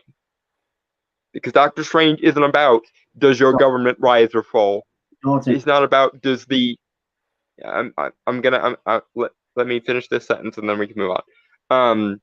He's not about, does the robber get away with your purse when he steals it from the old lady or whatever. He is about, does the sun properly rise tomorrow? Do your nightmares manage to eat you alive or not? He's the guy who makes sure that the laws of physics stay the laws of physics and don't become the civil ordinances and eventually the strongly worded letters of physics. Moving on. well, I was going to say something. Okay, go ahead. Well, what I was going to say is like the proper. I'm going to bring my definition as I'm also looking up the actual definition of character assassination. Now, as I understand character assassination, again, this is my own personal opinion on it, is more so, which I assume would be in terms of adaptation of a character, in terms of character assassination, is the disregard of the standard of the character, of their personality, of their mindset, of their story, of the character entirely, and it's simply a character, another character with just the title, the name. Yeah, also an inferior version of that character. Like, for example, you hear the term Flanderized a lot because in early episodes of The Simpsons, Ned Flanders was a very traditionalist, very myopic Christian stereotype in the early episodes of The Simpsons, but he was also nice and kind and a lot of the good stereotypes of fundamentalist Christian characters. But as time went by, he became so one-dimensionally kind that he basically lost all of his other principles or all other character traits. Just like with Patrick Star in the early seasons of SpongeBob versus the later seasons of SpongeBob. In early SpongeBob, Patrick was stupid, but you could at least see there was actually kind of an intelligence to the way he misunderstood things, resulting in stupidity. Whereas later on, he literally just becomes mentally challenged in every tangible way. Okay. So, according to Oxford Languages, in their definition of that dictionary, character assassination is a noun that is the malicious and unjustified harming of a person's good reputation. So, therefore, technically, he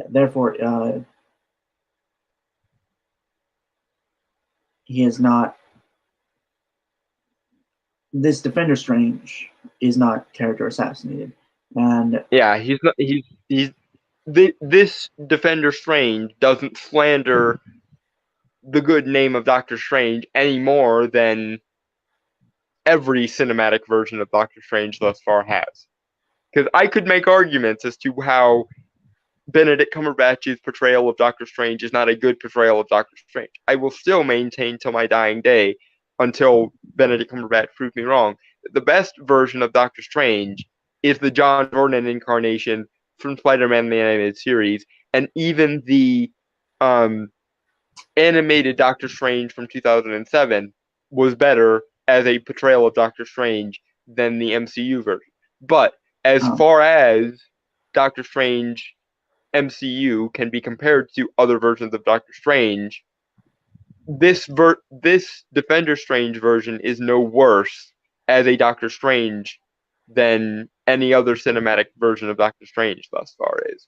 In fact, if you want to talk character assassination, the worst character assassination of Doctor Strange came in his first movie, and they've basically done better in every successive appearance of him since. Anyway, moving on. Banana. No. We arrive in the MCU universe, which does eventually get a designation, which we will talk about later. And apparently, Doctor Strange in the MCU dreamt all this, that he's off to get cucked at Laura Palmer's wedding.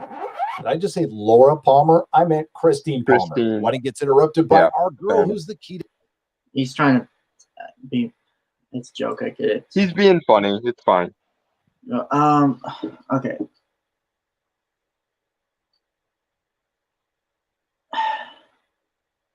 I mean, I don't mind what he's saying. It's just more so how he's saying it. But that's inconsequential to this.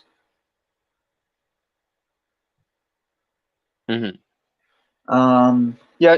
No. He's just being funny. It's fine. I'm not going to begrudge him a joke because, quite frankly, and I this is something I will agree with him on. Christine Palmer was the worst addition to Doctor Strange's lore in the MCU, because yes, while Christine Palmer is a character in the comics, particularly in Doctor Strange the Oath, which, by the way, is one of the worst portrayals of Doctor Strange, and I really, really fucking wish that Scott Derrickson had picked something other than the Oath to base Doctor Strange's character on. She's not that important to him, other than they know each other and are friends in the comics. So I really could have, and in many ways, it bothers me that Doctor Strange even needs a love interest to begin with, as awesome as Clea is, and we'll get into Clea when he brings her up. Because Doctor Strange's whole arc is he goes from a hardened, hedonistic materialist who is only out for himself and only out for his own personal gratification to a highly spiritual person by way of a personal tragedy, namely losing his hands. And one of the bases for the Ancient One style sorcerers in the Marvel universe is Buddhist monks, and Buddhist monks are very heavily focused on avoiding material attachments to better your spiritual powers and your spiritual enlightenment. And that was something that Doctor Strange in the old days did have to some degree, especially because arrogance was very much the thing that was blinding Doctor Strange pre-sorcery.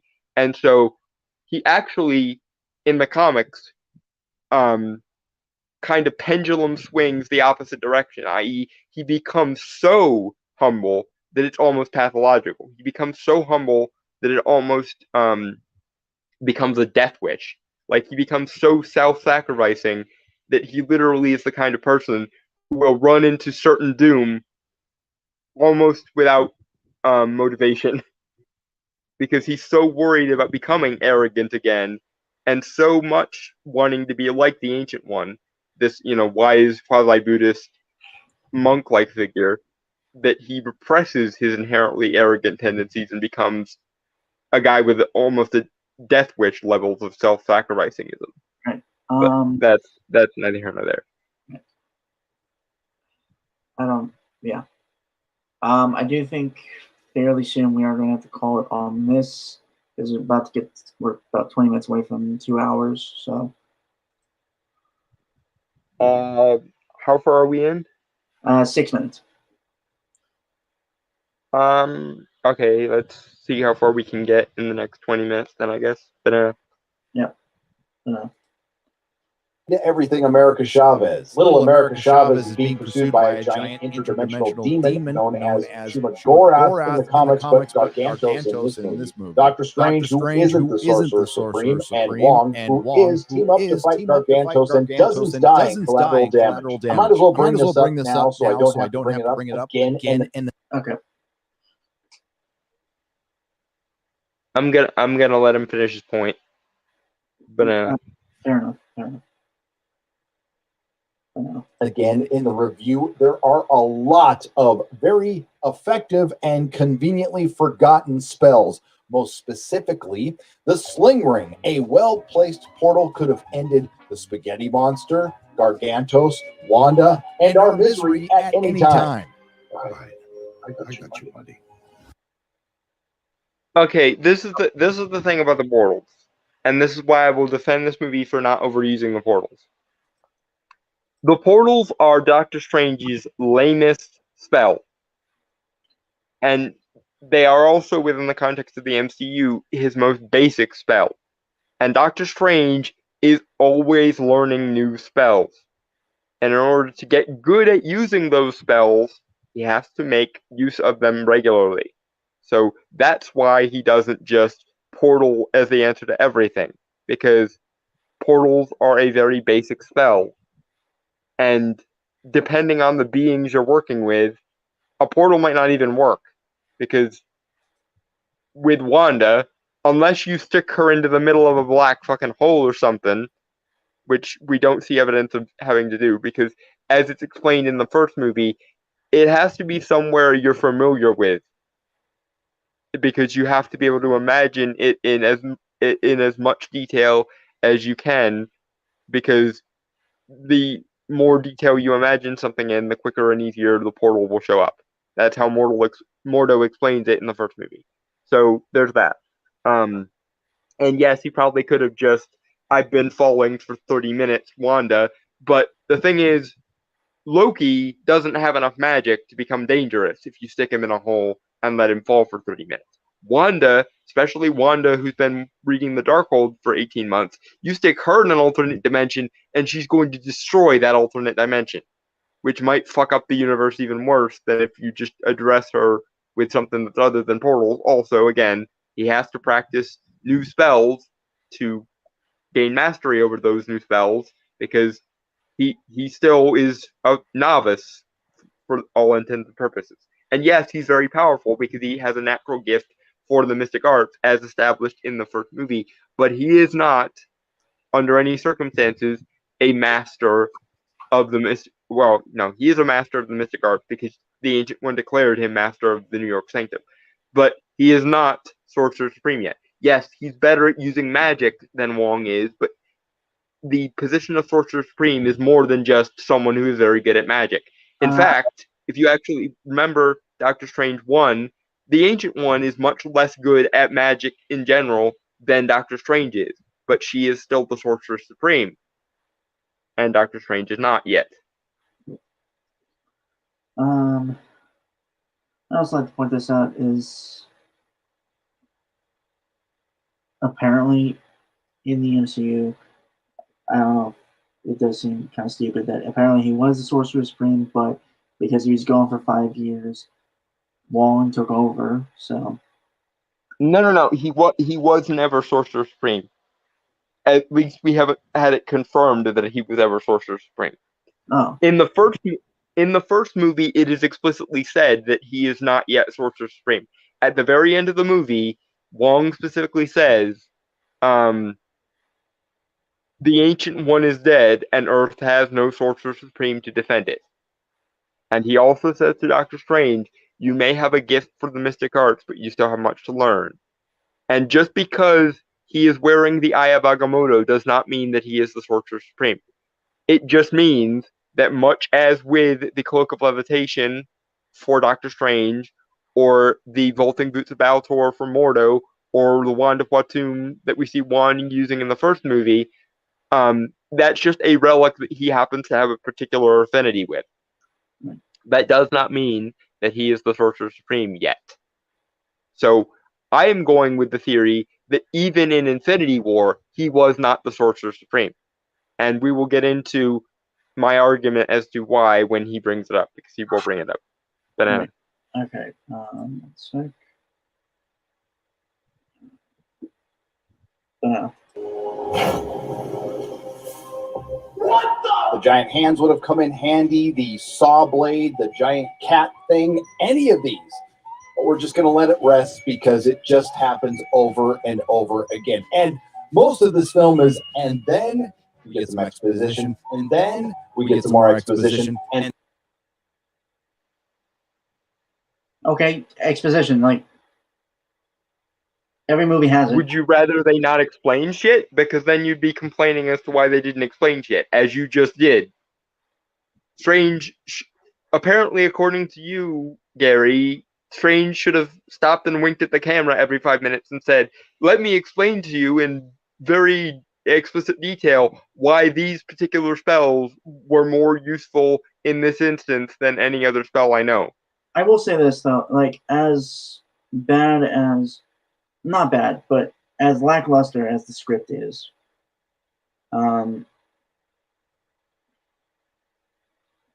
it actually handles exposition fairly well because it doesn't feel like it just doesn't feel like the writer or the director talking to the It feels like something that characters would actually say to each other when it happens. Yeah. So that is Banana. Yeah. Banana. And then, well,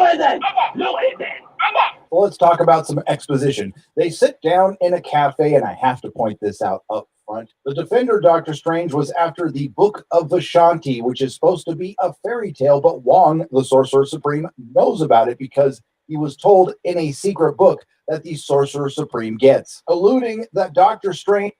All right, sorry. Okay, this is going to be the problem. At the very least, in his first movie, Doctor Strange is not Sorcerer Supreme.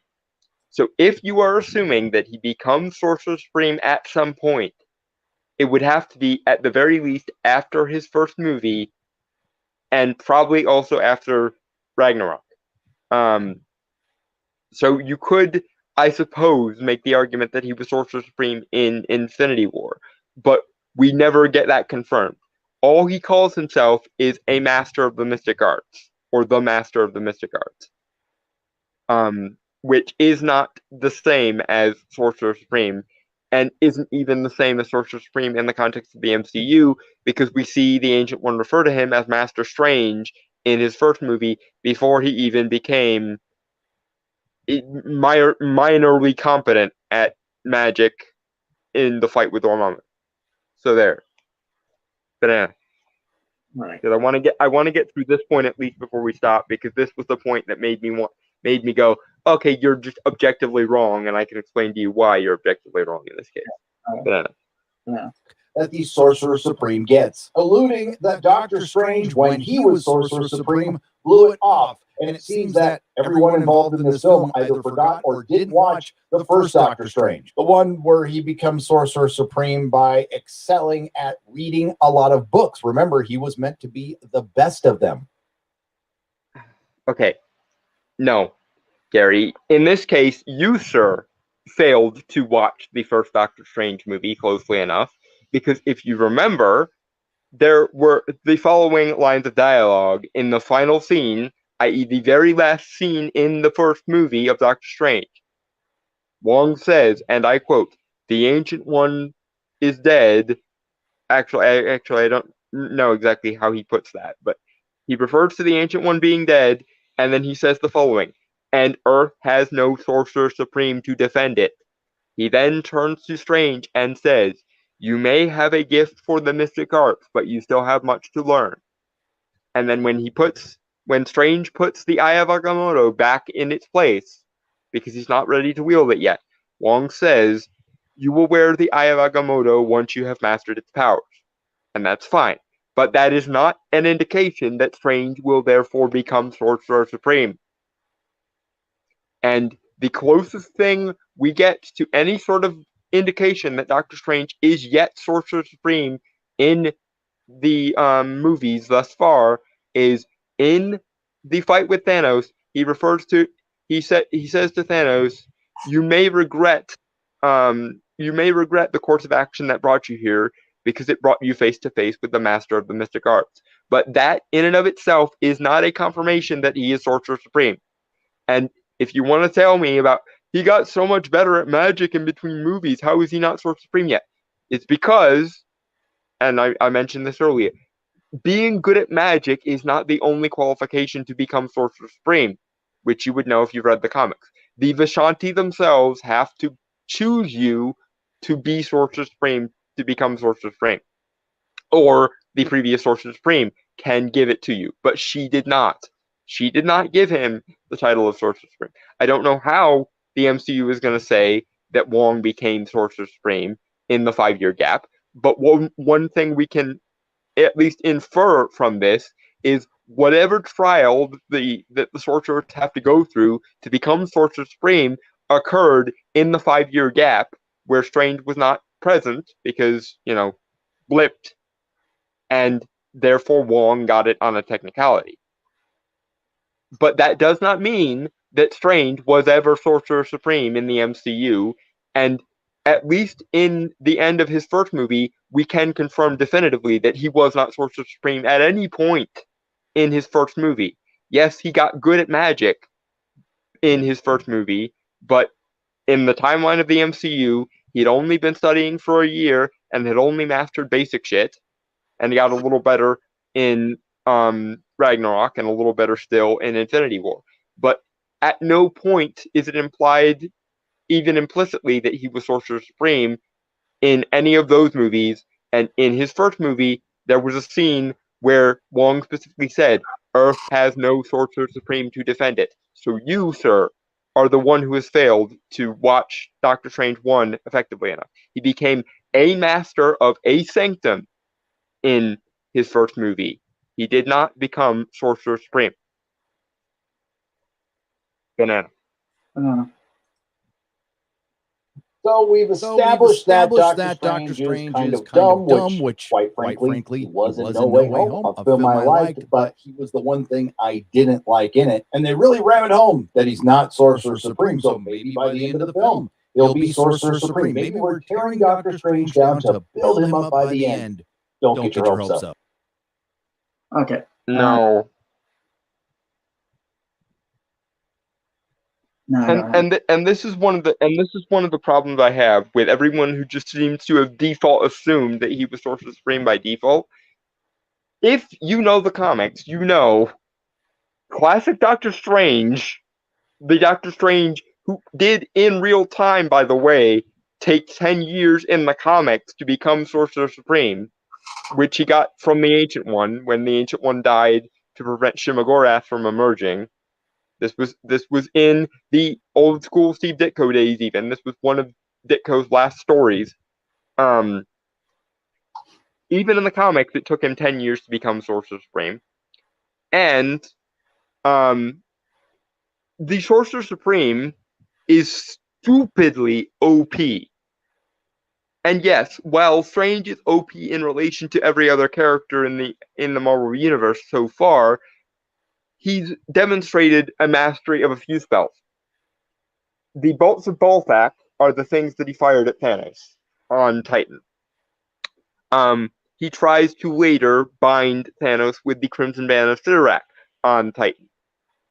Through several movies now, he's used the Shields of the Seraphim. That's his default shield spell. And in the massive Titan fight with Thanos, the one that everyone, the iconic one, he uses a spell known as the Images of Icon to duplicate himself. But that is maybe, or actually no, I tell a lie, there's one more.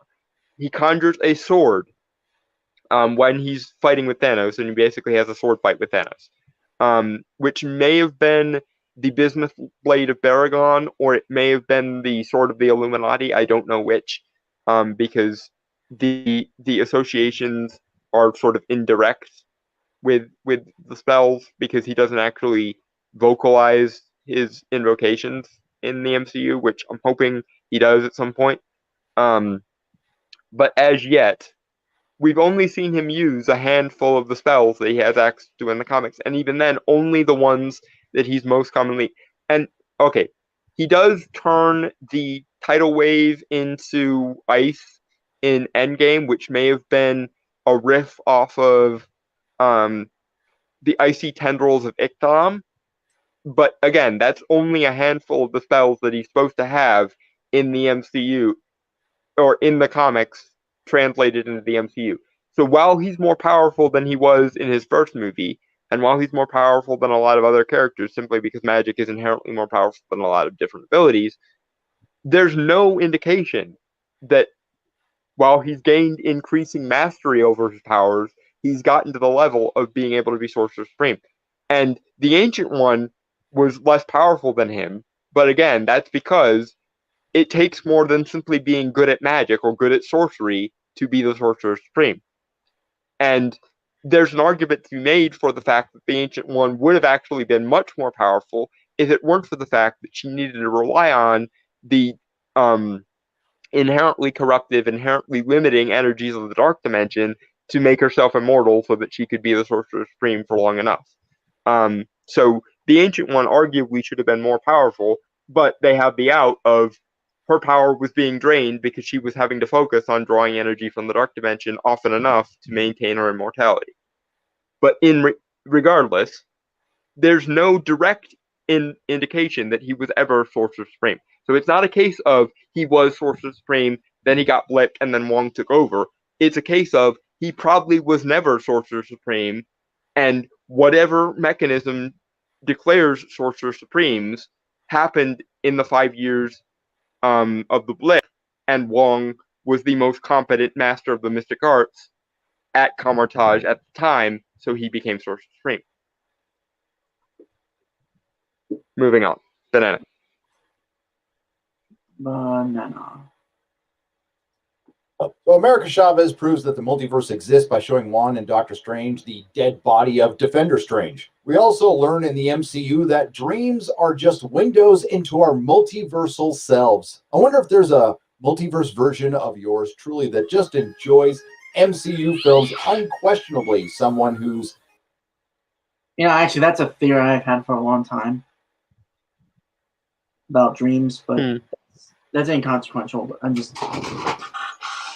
Yeah, my only issue with the whole dreams or multiverses thing is it's gonna make beings that feed on dreams really, really annoying in the MCU because I guess now we're never gonna get Nightmare or Despair or any of the other Fear Wards, which bothers me.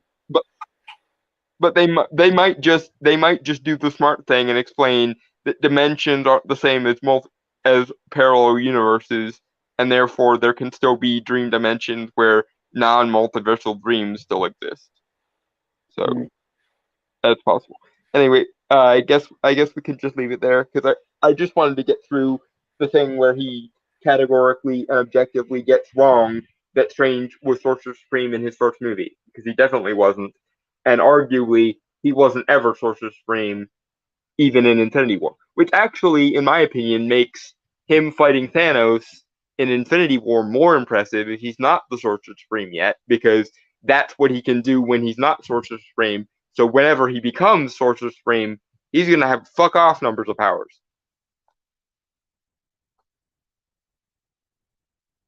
As well he should, because they should scale him up eventually to the point where he's at classic Doctor Strange levels. Anyway, next thing. Yeah. Well, actually, we should probably address the comments. Right. Yeah. There have been a bunch. Yeah. Okay. So, Scyther Claw. Ed first. Yeah. Sorry, didn't see you there. Okay. So Dragon Turtle won't make it. He got dragged away by ROL. Okay. That's fine. I hope he's all right. You skipped over a bunch of Eds. Oh, sorry. I was just trying to adjust the. Yeah, there's like 7 of Eds. Okay. Remember Gary changed a few years ago when he was cool. I was one of a few hundred subs. Dude changed now has 300K plus. Good for him. People praised WandaVision. I thought it was mediocre. Did not see Loki. To even be close enough to compare is an insult. I think that one's a reference to when Neurotic, compared Doctor Strange and Multiverse of Madness to Spider-Man 3. I thought it was a reference to Wanda being even close to being better at the end of WandaVision, but I could be wrong. Anyway, on to Chrono's stuff. Trying to won't make it. Trying to wait. Well, hope he's fine. And Wong, Sorcerer Supreme, trained by Jared Stevens, right? No. He was trained by the Ancient One. And to be fair to everyone involved, Wong has been a sorcerer for much longer than Strange, and he was already trusted enough to become Artaj's main librarian, so it's not entirely out of left field that Wong became Sorcerer Supreme rather than Strange, even if he was there, which of course he wasn't. Anyway, on to the next thing. Yep, which is something that's been making the rounds for the last week. The official trailer of She-Hulk: Attorney at Law. I do like that they called it that. That's cute. Right. I have one or two things to say. Dawn and I briefly discussed it when we hung out last. So, yeah. Shall we banana? We shall giant green banana.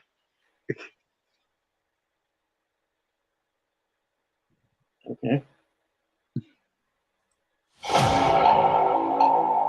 Being a superhero is a trial by fire. Who's gonna protect the world if not people like you?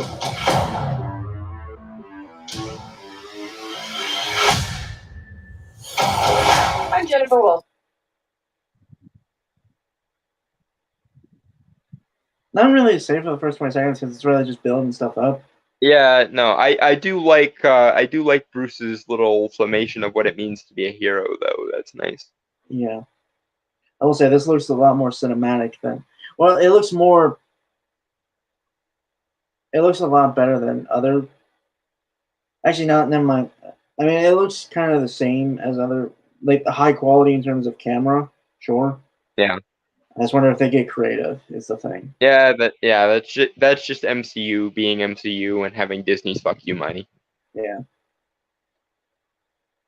Other than that, I don't really have anything to say yet. Yep. Giant green banana. I don't know. I'm a lawyer. I have great friends. Can we get some shots, please? It's an emergency. Demanding job. We just started a superhuman law division, and I want you to be the face of it. And a frustrating family. Because we didn't ask for this, but you still got to deal with it. Your transformations are triggered by anger. Okay, so the smartest thing that this show has so far done is creating a superhero law division, because the Marvel world building is at its best when it makes reference to the fact that being as this is a world full of superpowered beings and people with supernatural skills and things of that nature, or super genius skills of things of that nature, it's going to change ordinary people's lives. In fact, one of the best one-off Marvel comics is a comic called The Marvels, where it talks about basically ordinary people who live in the Marvel universe and have to deal with superhero shenanigans as you do, because they're just a factor of real life. And this kind of reminds me of in Spider-Man Homecoming, the first Spider-Man Tom Holland Spider-Man movie, the crew that was led by the Vulture that picked up after superhero fights, and who thus had access to a bunch of hyper advanced alien technology and who could use that accordingly. Mm-hmm. but I don't know to what extent this show is going to focus on that. I hope at least a little bit, but at the very least, that is an interesting and necessary bit of world building there. How does this affect average everyday people? Right. I guess I do have like one thing, kind of a gripe, but also just a question is how they're going to tackle the origin for She-Hulk. Because here it just seems like she has it to have it. Don't get me wrong. I'm going to be honest. I'm not like super. This is like just kind of a running thing with me, guys, because I'm like pretty young compared to a lot of people in kind of our circle. You know, therefore I don't know a lot about a lot of things in terms of comics and characters and stuff. But I've done research into She-Hulk out of curiosity. Not as much as I probably should have leading up to this. I will admit that. But it doesn't really feel like there's an element of tragedy here for Jen Walters because, you know, getting shot and stuff and blood transfusion. I am curious how they're going to tackle that. That's mainly kind of the thing because if it's like, you know, I want to be a hero, which honestly I would be fine with, so long as they also show they take the person down a peg with that. Yeah, as well. the repercussions of that, you know. Be careful what you wish for, because you just might get it all, and so on. But I think this is actually going to be after the blood transfusion. She's gonna feel weird after the blood transfusion, and she's gonna go to Bruce and be like, "What the fuck is wrong with you?"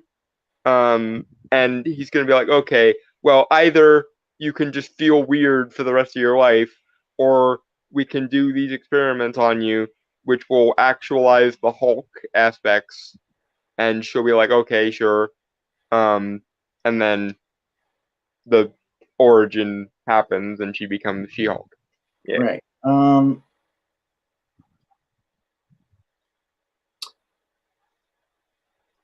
Yeah, I guess that's really my only thing right now in terms of watching this trailer so far is just how they're going to tackle the origin. Yeah. Also, mainly it's just the problem overall is that I still don't like this version of the Hulk. Oh, Mark Ruffalo's Hulk? Well, it's not even against Mark Ruffalo. I think he's a great actor and stuff. Like, I liked him in Avengers, you know, but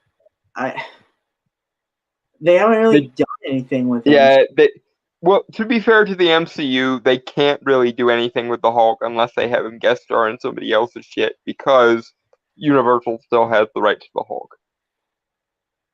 You would think Disney has enough money to just buy out Universal, but I think Universal at this point knows what they have, and so they're unwilling to.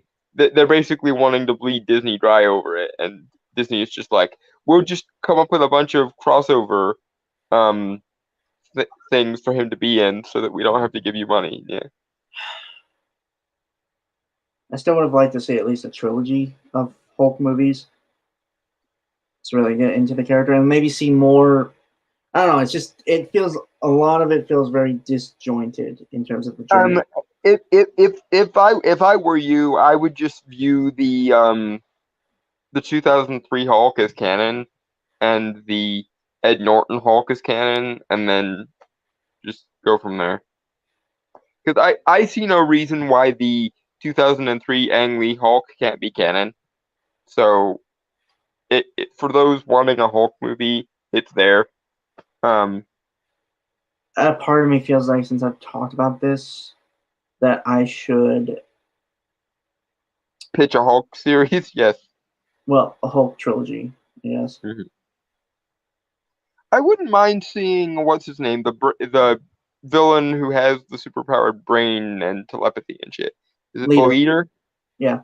He actually was in the first Hulk movie, but they haven't done anything with him. Yeah, it's kind of like the Abomination. He just shows up randomly on occasion, but although he really could be like that guy behind the curtain villains so far in the MCU.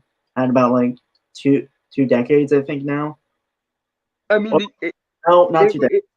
it would honestly be nice to do like a leader series where you see him trying to puppet master things, but then as things get more and more complicated, he's like, "Oh shit, I'm out of my depth," basically. Because Honestly, I would love to see an adaptation of Gamma World from Avengers Earth's Mightiest Heroes, if anyone remembers that show. yes, I remember that show. I just don't remember the Hulk thing. And my standing rule with regards to shows is I will show up as and when one of my characters shows up, which of course is not very often. So like I've seen the Doctor Strange related episodes. I've seen the Blade related episodes. I remember an episode of Ultimate Spider-Man where the Howling Commandos that are actually monsters shows up. And I'm still fucking waiting for, especially now that they have Sam Raimi. Could you not give Sam Raimi the use of the Monster Squad basically, and have him basically do Marvel's Evil Dead but with the monsters? Like think Guardians of the Galaxy meets Evil Dead. How awesome could that be if you had Werewolf by Night, Encanto the Living Mummy, Nina Price, Vampire by Night, and Man Thing, and maybe a couple other characters, and Blade obviously because you need to set up Blade, and he would be who I would want to be on that team as well. And then sorry, I'm fanboying, but yeah, Banana. but big green banana. In fear. Those are like the baseline of any woman just existing. Oh. Bruce, I feel like if I don't transform, I'm gonna die. Yes. No. I just want to be a Okay, to be fair to Jen, this is gamma radiation, and it is one of the most deadly things in the universe. So yes, that has always been the catch-22 with Hulk, because by all rights and any semblance of normal human genetics, he should be dead. Fortunately, he has like dormant mutant or inhuman genes, and therefore it didn't kill him instantly. It turned him into a Hulk. But to be fair, that is not an inaccurate worry there, Jen. Yes, you would be more likely to die than turn into a Hulk. And yes, the line of "that's the default feeling for every woman" thing, I could see that being really annoying and really feministy. I could also see that be just a reference to what Banner said in Avengers, saying, "My secret is I'm always angry." It really depends on the context within the show. So we will have to watch and see whether they turn it into a feminist thing or whether they just leave it as a one-off joke. Right. Okay, this is gonna sound a bit nitpicky here, but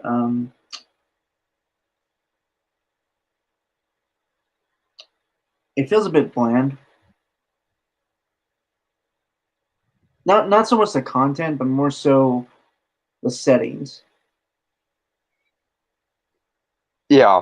Like the color palette, and I know, I'm bringing up color again, but it's a comic book prop adaptation. Yeah. Therefore, color to me kind of feels like it should be, Yeah. It's also not like Disney doesn't have the money to afford camera filters. So their animated films are very vibrant and stuff. So yeah, and it's not even that hard to take this kind of footage and put color in it. Both myself and Brainstormer have both done it, and that's even sad when you consider that I'm working from my phone and I can still because you can do this with individual photos now with camera filters on smartphones. So if you can do it with individual photos now, how much easier is it to do it with video when you have, Hollywood level cameras and visual effects? It surely can't be that hard. or that expensive.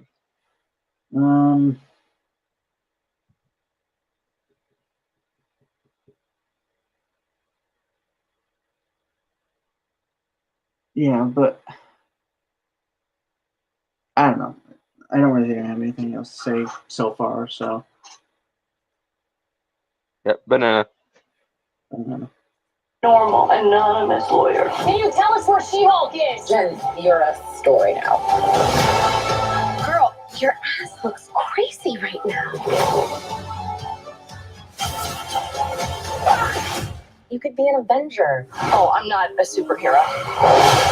That is for billionaires and narcissists and adult orphans for some reason. Huh. Okay, the shade throwing I could have done without, but okay, this is my main concern with the She-Hulk show, because I don't really have a skin, or I don't really have a horse in the race of Hulks. Like the Hulk is not my character. He's not even in the same like side of the universe as any of my characters. That being said, I do actually like She-Hulk, and yes, I actually like She-Hulk a little bit better than actual Hulk, simply because the way they've always written her in the classic She-Hulk series is kind of like a female Deadpool almost. Like She-Hulk has always been very self-aware and very much about breaking the fourth wall. Right. So if you're truly trying to adapt classic She-Hulk, which I think they are trying to, because She-Hulk is so far not, as we've seen her so far, is not the roided out female, only in the loosest possible sense of the word, version of Hulk that we've gotten recently in the comics. She is the green, the Jade Goddess Amazon, Jade Amazon. that she always was in the comics. Yeah, but that being said, the defining characteristic of She-Hulk has always been her very meta, lighthearted, bubbly sense of humor. So I'd like to see more meta and more humor in regards to this, and this goes back to something Brainstormer said, with there should be more color, especially if you're adapting classic She-Hulk, which is the right route to go, because I do think, and again, in some ways, She-Hulk is more interesting than Hulk in this way. Making her basically female Deadpool, female G-rated or PG-rated Deadpool would not be a bad way to go, and being all meta about it wouldn't be a bad way to go. Okay. But you have to actually follow through on it. And I don't think they're following through on it quite as much as I want them to. Go ahead. Okay. What I was going to say, or what I am going to say, is I'm also not like the biggest fan of Hulk per se. To be more specific, the way I got into Hulk was Planet Hulk, which is by far like one of the best animated Marvel movies out there. Mm-hmm.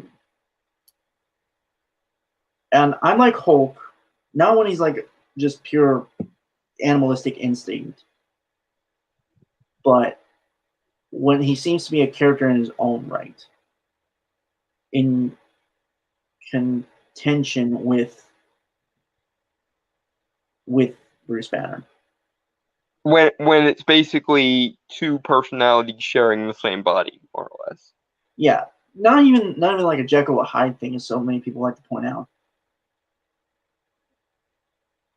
Or if that's the case, then I would honestly like to say more that Hulk is the Hyde. No, Hulk is the Jekyll, and Bruce Banner is the Hyde. That's interesting. Why do you say that? I'm not even disagreeing. I've never heard it phrased that way. Well, okay. As we're all aware, and I'll bring this up with She-Hulk as well, is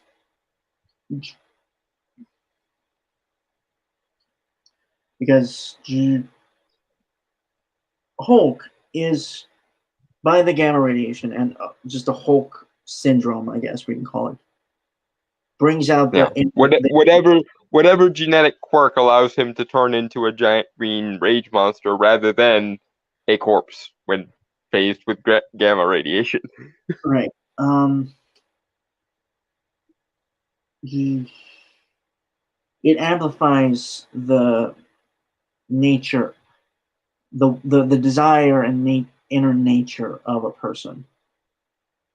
What Freud would have referred to as the id, and what Jung referred to as the shadow self, basically. Yeah. And yes, Hulk at the beginning was based on rage because Bruce had a lot of issues because of his background. Yeah. But Hulk also showed a lot of compassion, sensitivity, humanity. And honestly, he wasn't just a predatory animal. He actually had like even loose morals or something like that. Even as crappy as the 2000 movies Hulk was in, they at least showed that in some fashion. I actually have kind of a soft spot for the Ang Lee Hulk, because the thing with the Ang Lee Hulk is I think it was the right approach, but it was with the wrong character. I almost wish we could have seen what Ang Lee would have done with somebody like Doctor Strange, because Ang Lee's background was in like Eastern mysticism and kung fu movies, so it would have been more interesting to see him adapt Doctor Strange. But the dark approach he had with Hulk was not a bad approach. It was just not quite the right character. Right. So. Okay. That's what I was saying. There is kind of a thing that I want. As much as I don't like the newer Disney Marvel cartoons, as they're like really shit, especially compared to the things we lost in favor of them. Like, for example, we lost Spectacular Spider-Man, and I will never forgive Disney for that, in favor of Drake Bell's Ultimate Spider-Man, which isn't a terrible show, but goddamn, compared to Spectacular, and you fail. Avengers Assemble, which is the cartoon that was technically supposed to be it's said to be a continuation of Earth's Mightiest Heroes, but it's really not. It's just supposed to be kind of a loose adaptation of the MCU. Mm-hmm. Hulk, like his room in Avengers Tower, is shown like he collects glass figurines of animals, which obviously shows his more delicate, emotional, and compassionate side. Despite being stronger than literally everything, he still can avoid breaking glass. Yeah, and there is an episode where the other Avengers get turned into Hulks and are having a harder time adjusting while Hulk is trying to coach them through it. And he also has the realization that maybe he's not the greatest like roommate because he does, he's probably done the same things they are doing, maybe not to his like conscious knowledge. How does Cap cope with being a Hulk? Because you would think that Steve Rogers has already had to adjust with being a lot stronger than usual once, he's just super hungry to my memory. Like he needs to eat everything because like they're effectively walking gamma reactors and need metabolism issues. Yeah. And kind of round it back to the whole like Hulk syndrome thing with Jim Walters, aka She-Hulk. The thing is that she wanted to be confident, and I hope they do. I hope they keep that. I hope they keep that. Before she's just this very shy, bookish introvert. Yeah. But it's like what happened when the ostensibly ugly, mousy girl next door becomes a supermodel overnight. Right. It's kind of like it's a little it's a less horrific version of Carrie almost. Okay.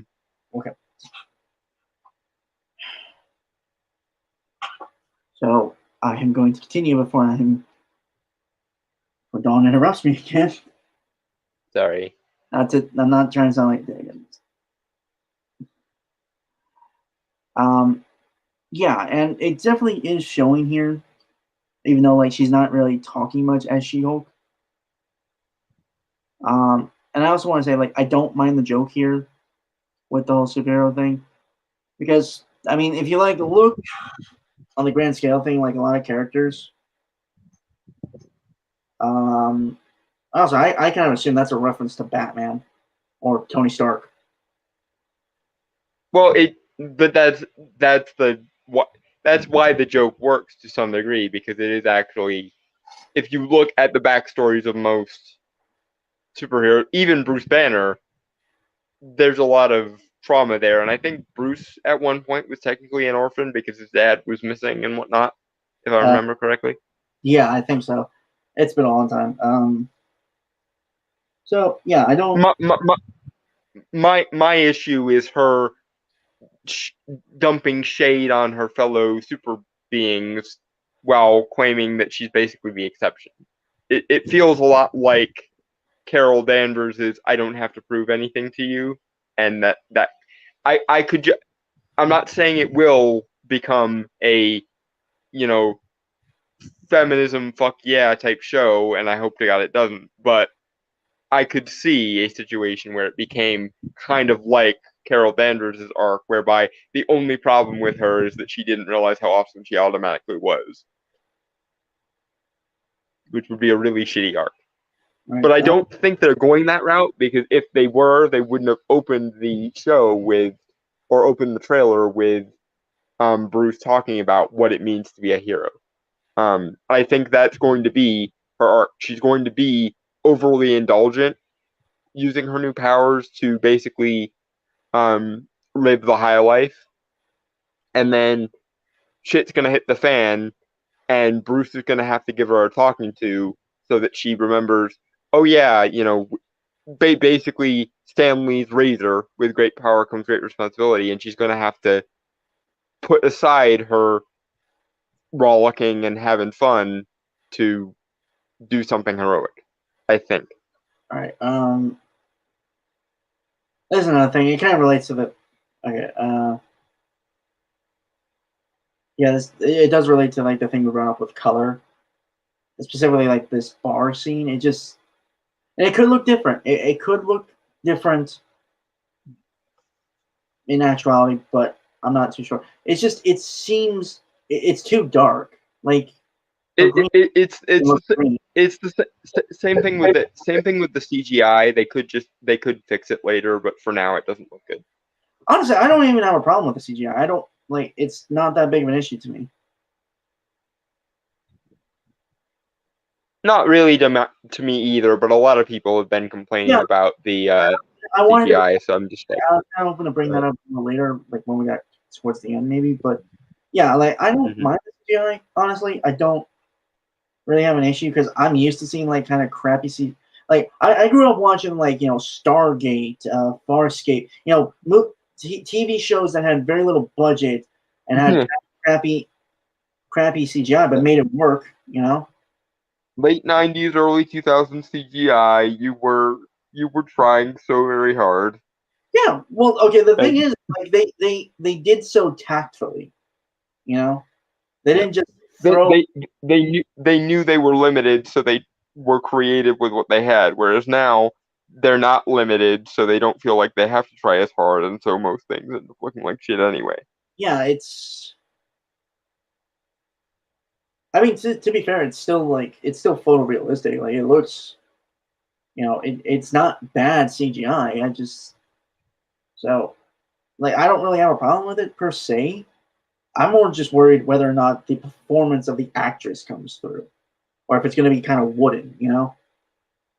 I have no problem believing that Tatiana Maslany is going to deliver a kick-ass. This is the woman who got her start in Orphan Black. Yeah. Sorry. I meant the CGI.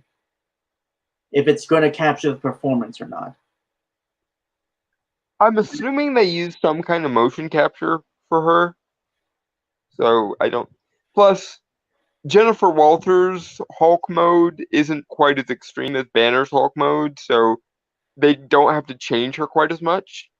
Yeah. So I don't imagine it'll get in the way, but I could be wrong. I do remember someone saying that, and like this is nothing against the actress who's playing her. What was her name again? Tatiana Maslany. Tatiana Maslany. I remember someone saying, or someone typed down once that Gina Carano might have been like at least a good body double. Yeah, if we were doing this in a context where Gina Carano wasn't foreboding, Gina Carano would have been good casting. Right. But I think again, it's just like the body from what I've seen. While it looks muscular, it seems almost unnatural compared to like the body that we see of Jen Walters earlier before her transformation. Again, that's probably a nitpick, and I'm not gonna like. I think they'll be able to make it work. I'm not super like. I mean, she is a Hulk, so it's supposed to look somewhat bulky. And Mark Ruffalo really isn't that muscular per se with the Hulk, like, when compared to the Hulk. No, he's a fairly small, nerdy guy, and yet he becomes huge. So whatever. Yeah. So again, it's a nitpick, mind you. So I'm not, I'm not like super. I just felt like it needed to be brought up.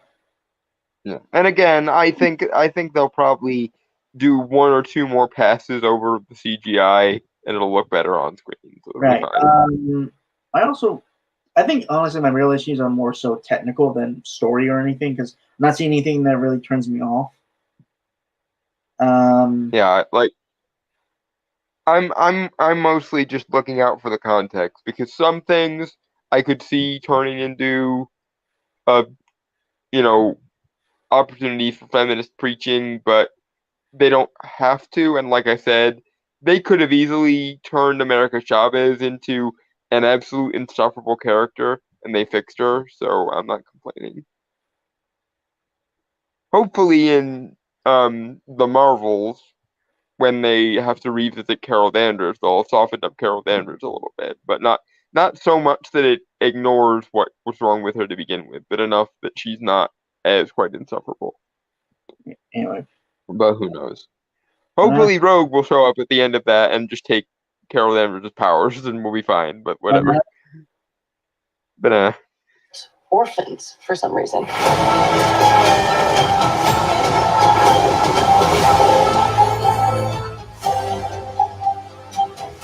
Is there anything more depressing than dating in your 30s? Yeah, this is the best date I've had in a while. Oh. Should we split some fries? Let's get those to go.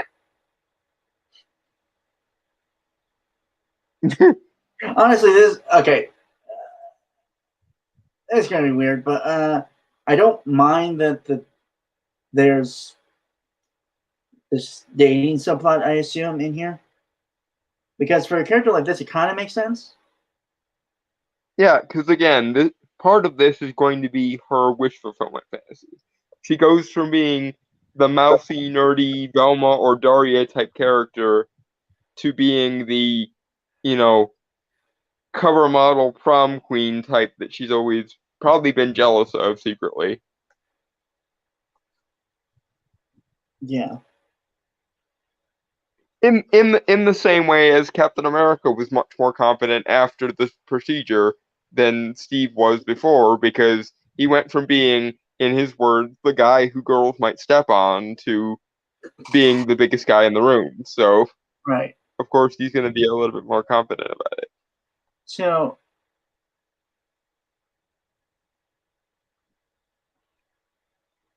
yeah, I got nothing really else to say. Like, I'm fine with this because mainly my problem is whenever they do like a romantic subplot or anything, is it always seems forced, right? Yeah, and melodramatic. But it again, given the context of Jennifer Walters and given how she always reacts, at least when she's written well, to having this power, it doesn't surprise me that she's gonna go from the good time girl to the Stacy, basically, to use the internet lingo. Whatever. I'm not gonna ask. This is also a weird thing because, again, even though I'm talking about a few things, there is one prominent feature of She-Hulk that I'm aware of that I kind of hope they keep, even if they have to like kind of rework it, obviously, for this version of She-Hulk. Jennifer Walters has a body count. Not per se in dead bodies, obviously. I'm talking more and so the body count of such is that she gets around. She gives Captain Kirk a run for his money. Sure. Again, not to say like I'm not saying like she's a bachelorette, and she has had serious relationships in the, but you know, don't be afraid to do that. And honestly, I have no actual problem with that. Yeah. My only issue with it is don't let this show just be that. Yeah, like, yeah. You can have the wish. Yeah, that. Go ahead. Yeah, no, I agree. Like, don't let that be that. You know, it's like don't let only be that. Like her being an attorney and stuff, dealing with superhuman law. That's interesting and something new. That's interesting. And also, again, like I said, I think the arc for her in this show, and it makes perfect sense and would be sensible for them to do it this way. Have her basically do what Spider-Man does in the first Spider-Man movie, the first Tobey Maguire one. Have her want to use the power to get everything she's ever wanted, which in her case is a fuck ton of laid, which, you know, you do you, girl. I'm not gonna judge. Because again, she goes from being the mousy girl next door to being cover model, with superpowers and whatnot. So that's fine. But I think the arc for her in this show should be, and probably is going to be, she gets a little bit overindulgent, given that she has this power, and then cousin Bruce is going to come in and give her, you know, the Tao of Stan Lee, the with great power comes great responsibility thing, like we see him kind of doing in the beginning of the trailer, and then she's going to have to put aside her hedonistic delight to become a actual hero, I think. And that's why I don't really mind the belittling of other superheroes, because I think that might actually be part of her arc. I think she might nonchalantly riff off of other superheroes. Like she might think that other superheroes are silly, and then she's gonna have to come around to actually know there's more to being a superhero than just being a traumatized little bitch, basically. Right. I also wanted to point this out because I did look this up a couple days ago. Apparently, She-Hulk Attorney at Law has 9 episodes compared to other Marvel shows that have come out, which only have like about 6 episodes. Yeah, WandaVision is the only other one that had 9 so far. Right, and that and What If, I think, actually. I think 8. I think it had 8. You might be right, actually. Yeah. Either way, like most like primary shows like Moon Knight, Falcon and the Winter Soldier, Loki, and that's kind of been a real detriment for those, just because like they're trying to fit pacing of those shows. There's so much going on with characters and with world building that you have to let it breathe. Honestly, full disclosure, I'm working on a Moon Knight rewrite, just because I don't know, I felt compelled to. Not compelled, but I just had ideas of like, oh, what if this happened and what if that happened, and I felt the urge to write it down. This is basically how every conversation we have starts. We start talking about what we've done the last couple of days, and then I quietly wait, and he goes, "You wouldn't believe the ideas I've had over the last couple of days." And I go, "What have you done now?" And then he spends the next 20 minutes telling me about a new idea he has, and we start brainstorming and going back and forth. Right. But I made in my rewrite right now, and this is completely off topic, but it's like it has 9 episodes, and therefore 3 episodes are effectively an act. So first 3 episodes are Act 1. 1, 2, 3, Act 1. Episodes 4, 5, 6, Act 2. 2. 7, 8, 9, Act 3. Yeah. So I'm hopeful since it has that, but then again, it could do the WandaVision thing. I hope not, and I'm going to keep an optimistic mindset on this, that it's not going to do that kind of cop-out bullshit at the end. Yeah. The everything we were setting up is basically irrelevant and reduces down to a boner joke. Derp. Right. Yeah.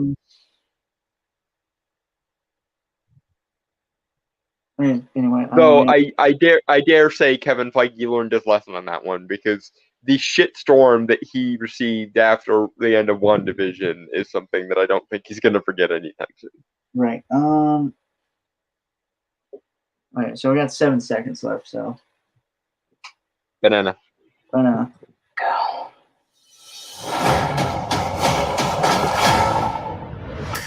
Right. I don't know why, but I remember seeing some people that were upset about that last scene with her carrying the dude. And I'm just like, have you guys never seen like dominatrix fetishes or female bodybuilder fetishes? Because they're definitely a thing. I was going with a more practical thing of like, she's like 8 feet tall and muscular, and he's a regular dude. How is he going to be able to carry her? Well, there's also the fact of there are relationships where the woman is the more dominant one, and there are some people, my friends included, who really like powerful women. So, Plus, let's be perfectly frank here. That dude that just got carried by her is now the envy of every single man that he knows. Because it's like the Wonder Woman thing. No one is going to say you got emasculated because Wonder Woman is stronger than you. Because we all understand that Wonder Woman is super powerful. And the fact that she's super powerful is actually part of what makes her attractive. And I'm not even attracted to women, and for the most part, and I can understand this. And certainly with regards to gay relationships, I want to be the one being carried, so that's definitely a thing that I can empathize with. But yeah, a lot of people seem to think that this guy is now a beta because he's getting carried by her. But to that I would say, yeah, and he's going to be the one to fuck her later. So if anything, Homeboy's a Chad now. Right. Like, seriously. But again, logically, why ordinary humans not going to be able to lift a Hulk.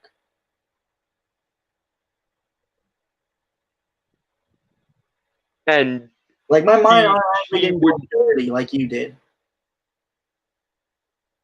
Well, yeah, but I think the main reason people were whining is because, oh, he's such a beta male, he's getting carried by her, and it's like, number one, the fetish for powerful partners, whether you're gay, straight, or anything else, is a thing. There are some people who prefer dominating their partner, and there are some people who prefer being dominated by their partner. Or even just having their partner be formidable in some way. Right. Who cares? By the way, it doesn't look too bad of a show. I can understand the criticism of the CGI, but I don't think it's as bad as other people have said it is. It could definitely be worked on. So, yeah, but as far as the carrying thing, it's no more insulting or belittling of him than it would be if Diana carried Steve Trevor. Like, not only is that not emasculating, if Diana started carrying Steve Trevor, I'm pretty sure every other man in that bar would be like, dude, you have the most awesome girlfriend ever. Okay. I don't see the point in continuing that train of thought, but honestly, I kind of hope, and I think I mentioned this to you, Don, when we first talked about the trailer like 2 days ago. I kind of hope, and this might, they might not even know what this is, in terms of the creators. And props to anyone in the comments who does, like, say it if you do. They took some inspiration from Harvey Birdman, Attorney at Law, which is like a 2000s Adult Swim show parody that used old Hanna-Barbera film and characters that were revamped. It was like an abridged kind of thing. Yeah. Space Ghost Coast to Coast, Harvey Birdman, a couple other things came up. So that's kind of like a main inspiration. If I were to do a She-Hulk series, would kind of be, and maybe some like actual like courtroom stuff, like actual courtroom like procedurals. Also maybe Brooklyn Nine-Nine as well. I wouldn't mind seeing Daredevil show up in this show. Actually, could you imagine a legal drama where one party is being represented by Matt Murdock and the other party is being represented by Jennifer Walters? It'd be freaking awesome. Right. And I hope they don't like underplay or undersell the attorney part of the show. I don't think they will. I just hope they find it like a good balance of stuff, you know? What would be interesting is if when the arc happens and she becomes a superhero, if she gets caught and ends up having to represent herself in court, that'd be cool. Yeah. Anyway, so we're gonna move on to the next thing, which is another trailer for something. The Boys Season 3 official trailer. Funny enough, they actually released like a parody trailer of the movie that they were filming in Season 2. I think yesterday or today. Called Dawn of the Seven, right? Yep. We're not going to review it here, obviously, because I don't know if it really has anything to do with the show itself. Yeah, no, it's parody. It's fine. Yeah. Although, no effort in it, though. I can respect that. Yeah. But mainly, I think just covering the Season 3 trailer is preferable just because it actually pertains to the story and stuff. Although, that's not to say maybe the parody trailer could, because I don't know. But I want to cover this just because, like, it's almost 11 and stuff. So. We've spent a bunch of time talking about the boys in various ways over the years, so it makes sense. Like, I don't like the show per se, mainly. Well, I'll get into it. Like, let's just, shall we? Yeah. Let's banana. Yeah. So, let me say it again, Cam. I may be a superhero, but I'm also just a man who fell in love with the wrong woman. Just a man who fell for the wrong woman. Fell for the wrong woman. But out of crisis comes change. Out of crisis comes change. So I spent the last year really slowing down and reconnecting with myself. I am very excited for everyone to meet the real me. Okay. Okay, that was a nice touch.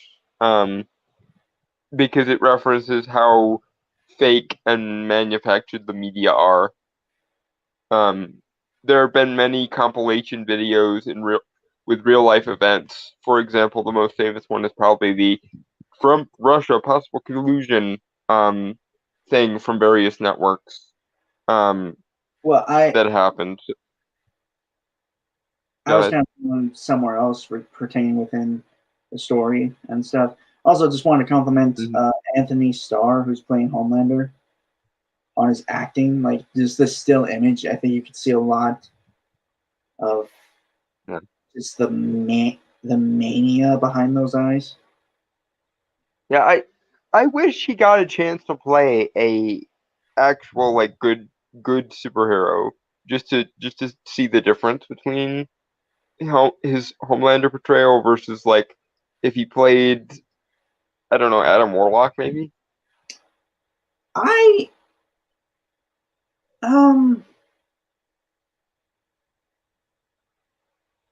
Or honestly, Sentry. I was Sentry is good. Actually, kind of similar to Homelander, but I was thinking more. But not fucking insane. Well, no, Sentry is crazy. He just Well, yeah, but he's crazy in the sense of multiple personalities. He's not crazy in the I will fuck up everyone who I want to because I want to sense, yeah, like Homelander is. like a genuinely good dude. Mm-hmm. Yeah, but fuck. I was thinking someone from DC. I can't remember who at the moment. Booster Gold. No.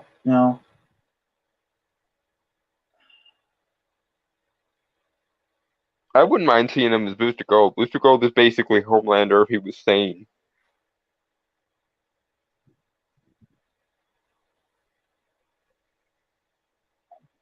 Because I've seen this guy act before. Still the fake hero thing. Still the media attention hound, but less fucking malevolent. I've seen him act in something in another show called Banshee, which I think is where he got his break. Phenomenal actor. I had something DC related. It's not Booster Gold. I think that's too similar to Homelander. So no, but that's what I'm saying. Have him play a character similar to Homelander, but that isn't fake. That isn't malevolent. That isn't. I'm gonna use this word. I'm gonna hate myself, but a fascist, basically. No, superiority complex at the very least. Well, yeah, the fucking sociopathic totalitarian streak that Homelander has. Ted Kord, Blue Beetle. That's what I was thinking of. That might be cool. Although he wouldn't be able to be there for long because they're gonna introduce Jaime pretty shortly. So either he'd have to be Blue Beetle in the as a member of the JSA in Black Adam or a sequel or some other time, but they're gonna set up Jaime pretty shortly. So I don't want to.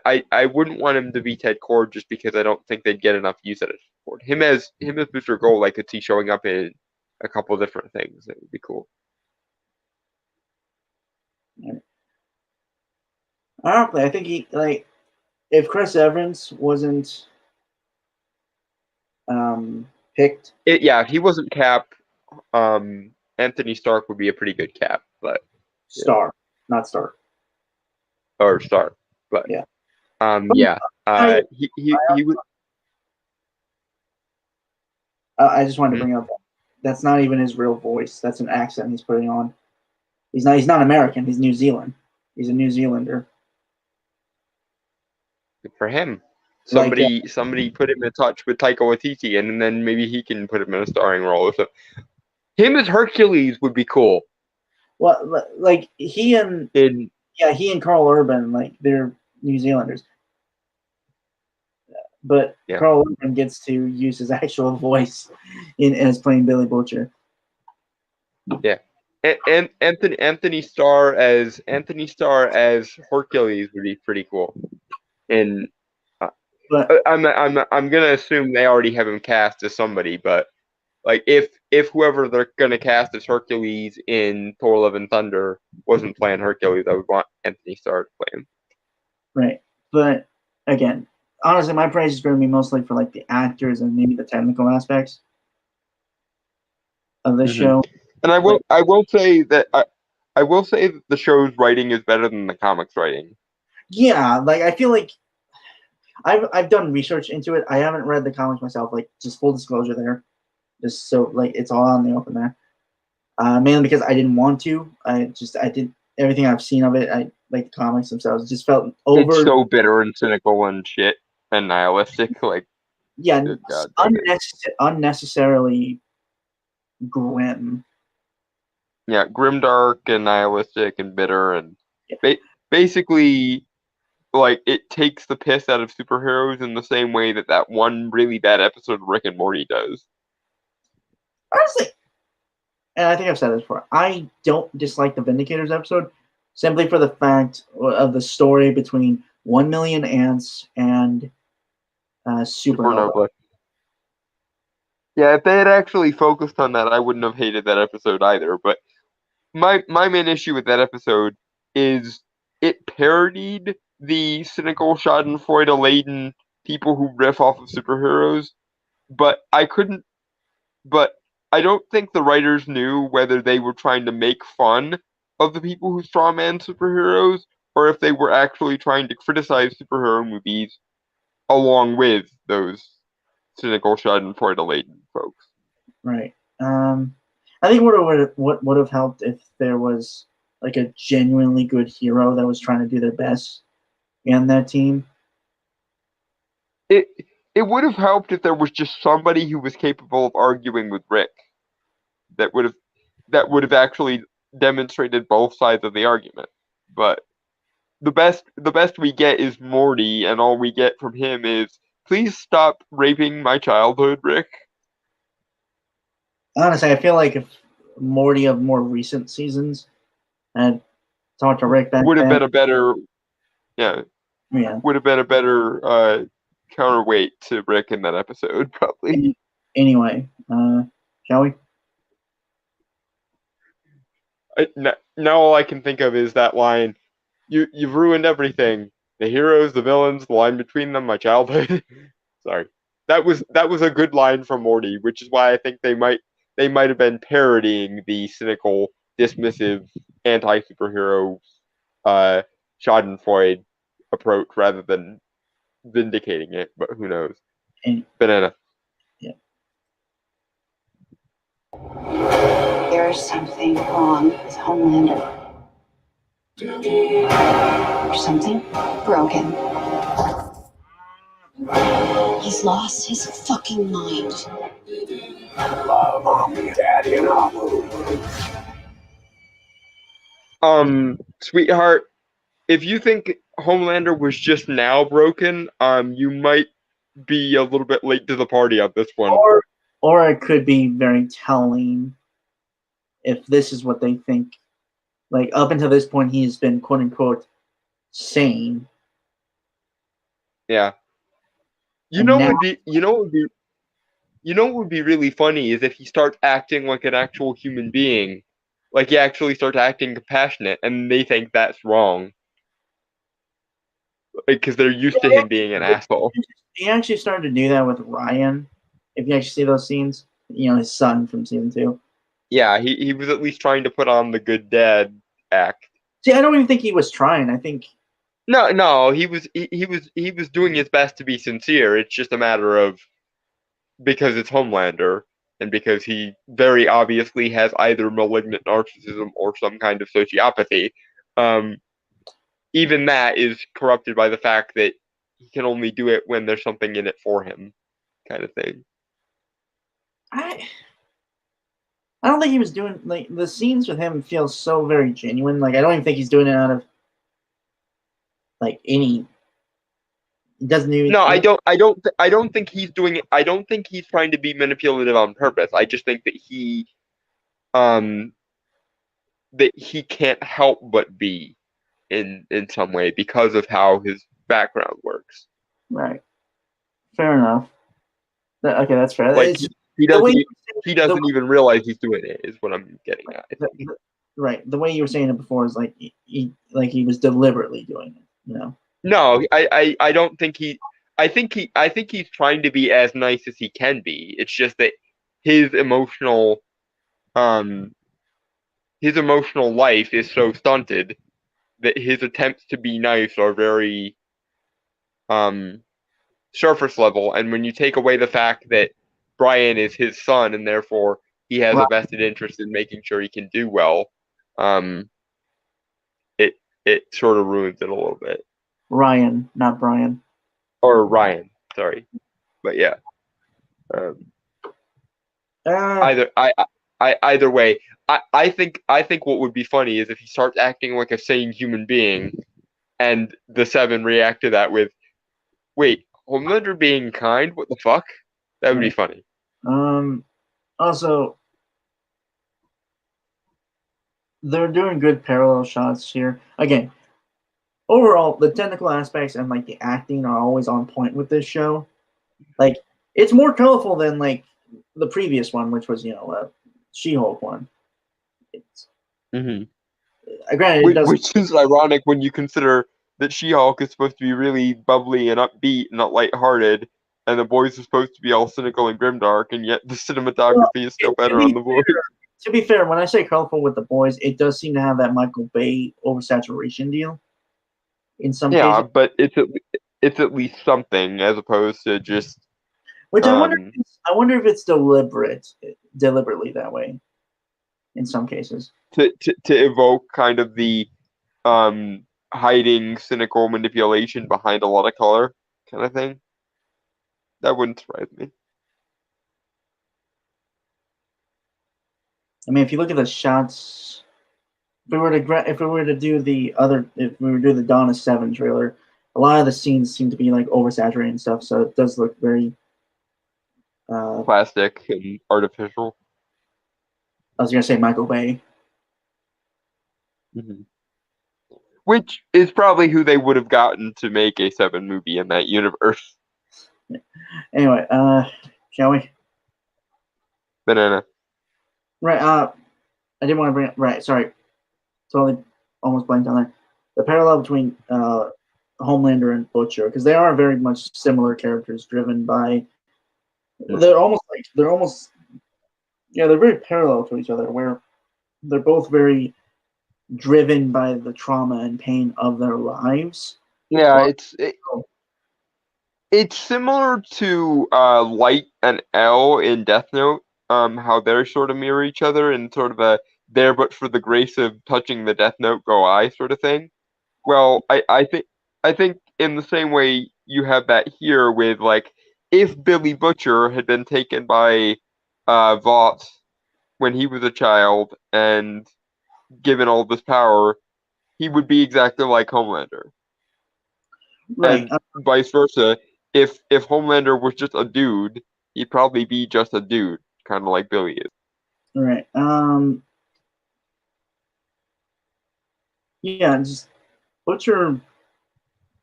Like he and Butcher, like a lot. And I think even the show itself is pointing out this is that there are a lot of similarities between them, and like they can be really fucking ruthless and diabolical. Mm-hmm.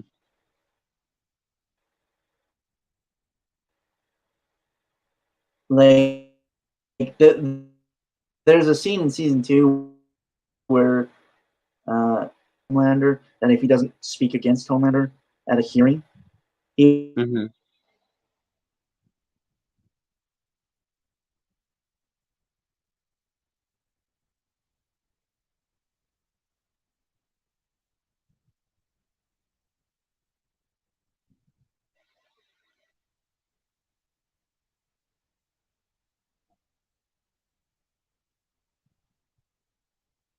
Brainstormer. You froze, sir.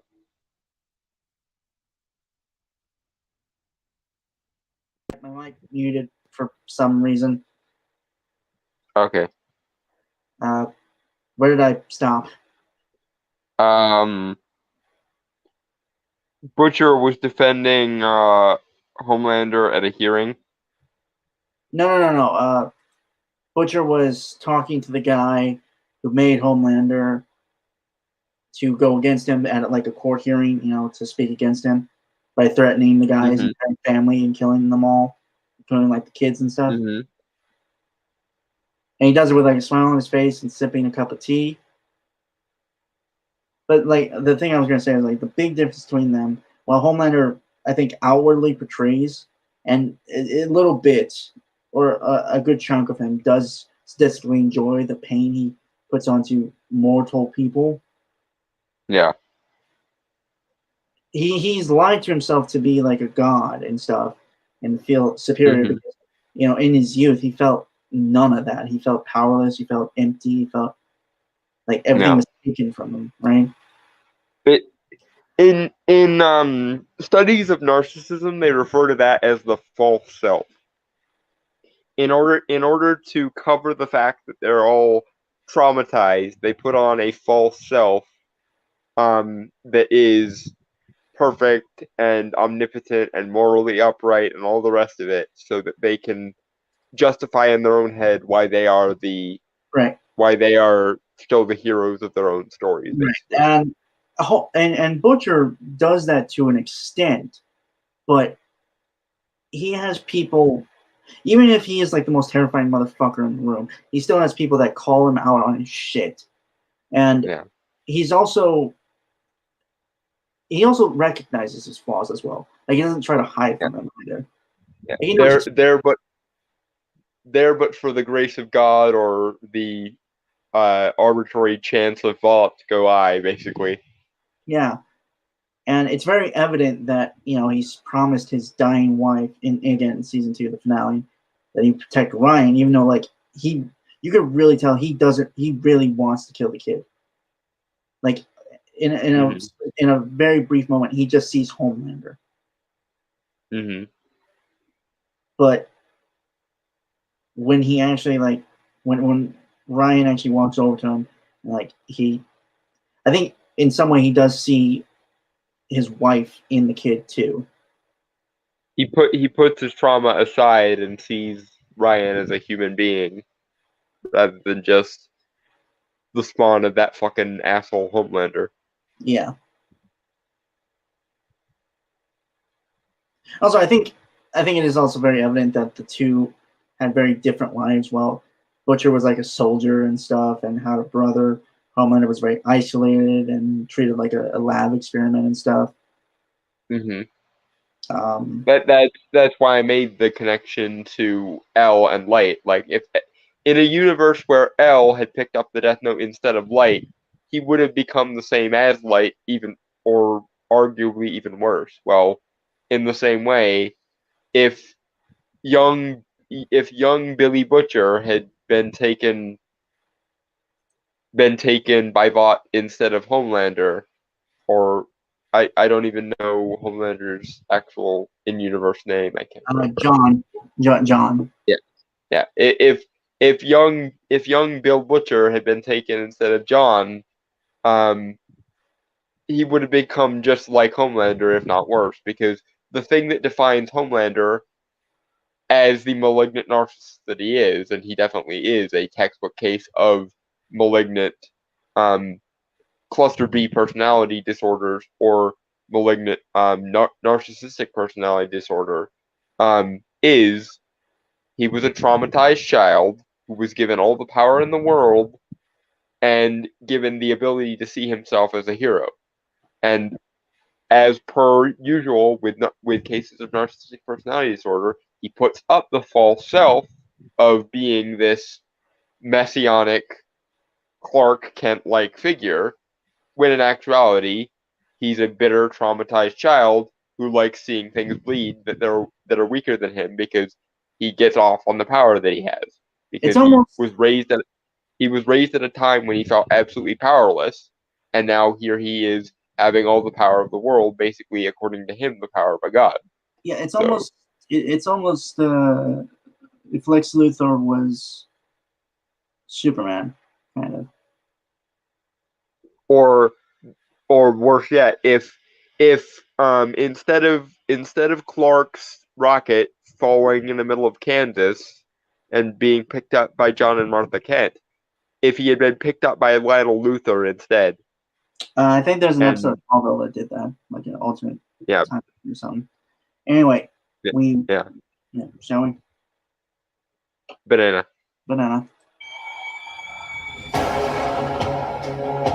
Hey, oh! We've been on the straight and narrow all year. No killing Soups, no drinking.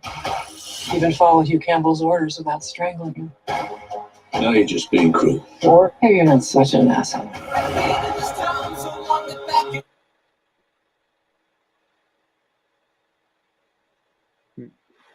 It's cool to see Butcher is still like in Ryan's life because I was worried that they were just gonna ship the kid off. Yeah, I was thinking that was basically gonna go all but nowhere. But no, we're good. Yeah. Banana. Yeah. Unless you have more to say. I mean, it looks cool. That's pretty much it. Yeah, I mean, Amazon, unlike Netflix, who really did Jupiter's Legacy dirty by cutting corners, Amazon doesn't appear to be willing to cut those kind of corners. Yeah. Unfortunately, it looks like they're going to cut those kind of corners when the Rings of Power comes out because it looks like shit. But oh well. But I don't really have a foot in that race, so. Yeah, I'm gonna be hurting come like June or like June because I suspect they're gonna release the Sandman on June 10th because June 10th was the day that he was bound in the comics. So releasing the show on that day would be a nice touch. And then I think Rings of Power comes out on June 22nd. So you guys might have to hold me in like a fetal position come June because they're gonna ruin my Sandman and then they're gonna ruin Lord of the Rings. So I'm not gonna be okay for a bit. The only good news is Doctor Strange 2 actually ended up being good, and Shazam 2 and Black Adam both look amazing, so I won't be as ruined as I thought I was going to be at the start of this year, because I thought for sure they were going to fuck up Doctor Strange 2, and they didn't, so hold me. Banana. No. People love superpowers. But real power isn't this. It's the ability to bend the world to your will.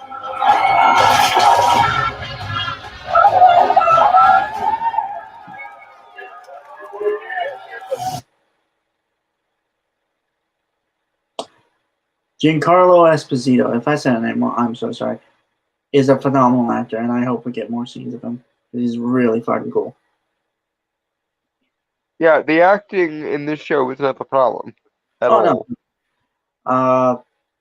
But honestly, again, like it looks amazing. I like the actors because they're all really great and talented, and I hope we get to see. I hope they get to expand more out of this show, or like get picked up from this show. Mm-hmm. Because overall, like as much as I don't really like the story per se, or the kind of themes and stuff. Yeah, the philosophical worldview it's espousing in general. Right. I can appreciate again for technical aspects, like it looks good. It looks better than a lot of shows that I've seen today. And the actors, yeah, there's actual craft being put on display here, which is kind of sad, actually. And the actors just they give like 100% all the time. And they seem like they're having fun, which is good for them. Yeah. So, yeah, I don't mind if this goes on 5 or 6 seasons and whatever. I wish that somebody would be willing to put this kind of effort into more sincere and straightforward superhero shit instead of the cynical, nihilistic, everything is bad show. Yeah. Shall we? Yeah, but Thought we could fight God the right way, but we can't. It's all rigged. We have to do it your way. Well, I'll leave that to us. I think I have something. Maybe we can use it to blow Homelander's fucking brains out.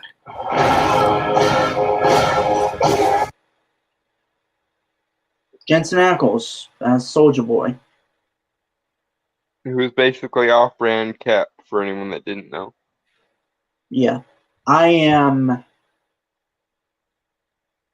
I'll be looking forward to see the scenes of these on YouTube of him, because despite anything, he's actually a really great actor. I know he's mainly known for, Dean. Dean Supernatural. But I could totally see him just, and he actually has done some really great acting in that show. And for being as old as the guy is, he is still in amazing shape, and he got into even better shape to play Soldier Boy, so kudos to him for being committed to the role. So that being said, he's still not quite as hot as he was back in the Smallville days where he played Jason there. Yeah, well, you like him clean cut. I say Jensen's gotten more grizzled over time, so. Yeah, also, while he's still in good shape for his age is still a thing. I like baby-faced guys, so there's that.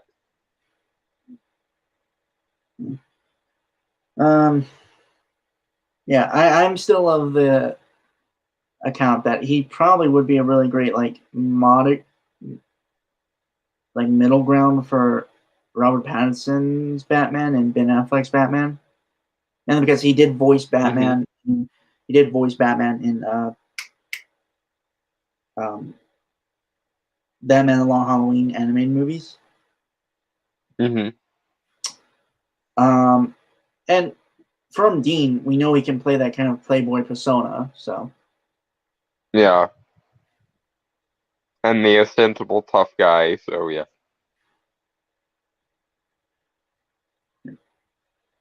That's a Batman from Texas. This sounds cool. Yeah. Banana.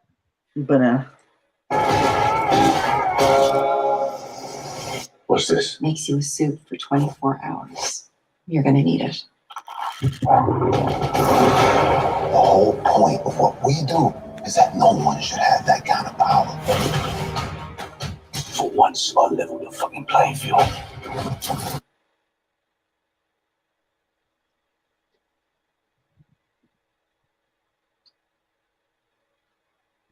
And I'm gonna say, I think it was pretty early on that they used Compound V to fight Supes and survive stuff from Texas Supes.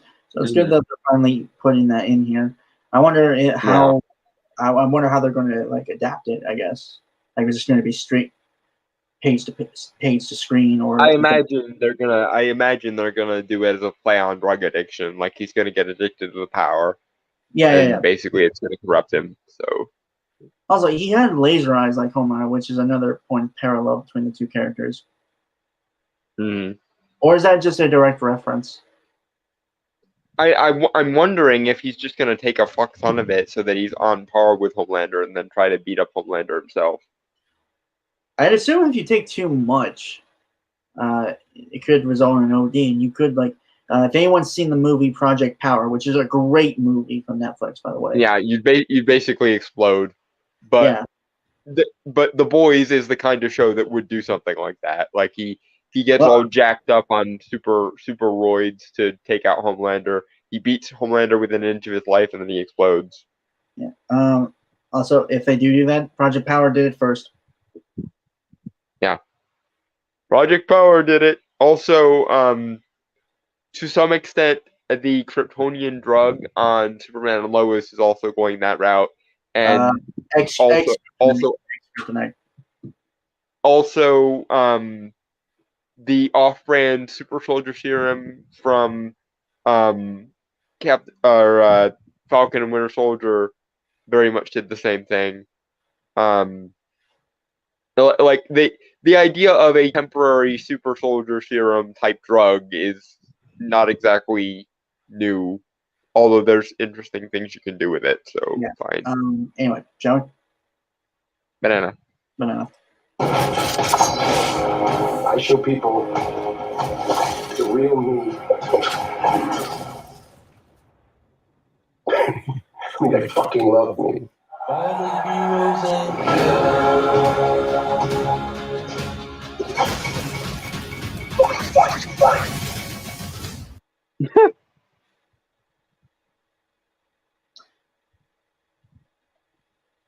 I just remembered that there's going to be an episode based on the story Herogasm from the comics. Mm. I'm sure everyone can can interpret what that means.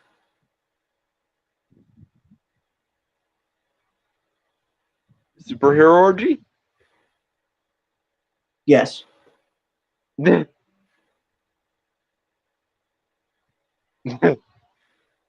Anyway, I guess. Although, to be fair, I think my superhero ex-girlfriend did it first.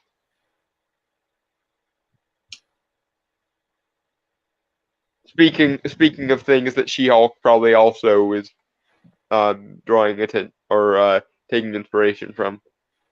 Or should, at least.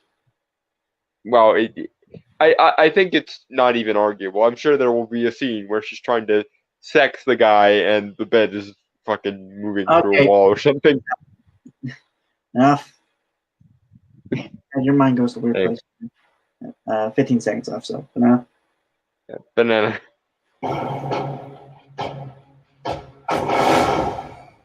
Christ, Soldier Boy.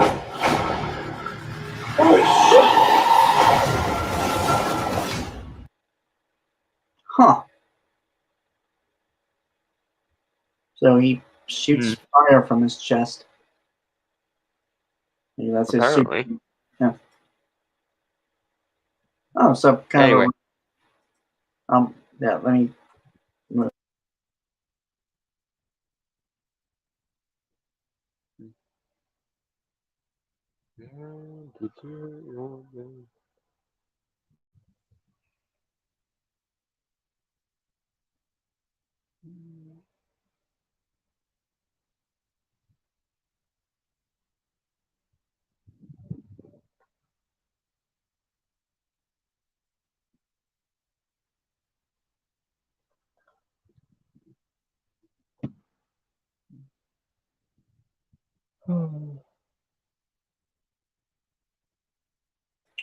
All right.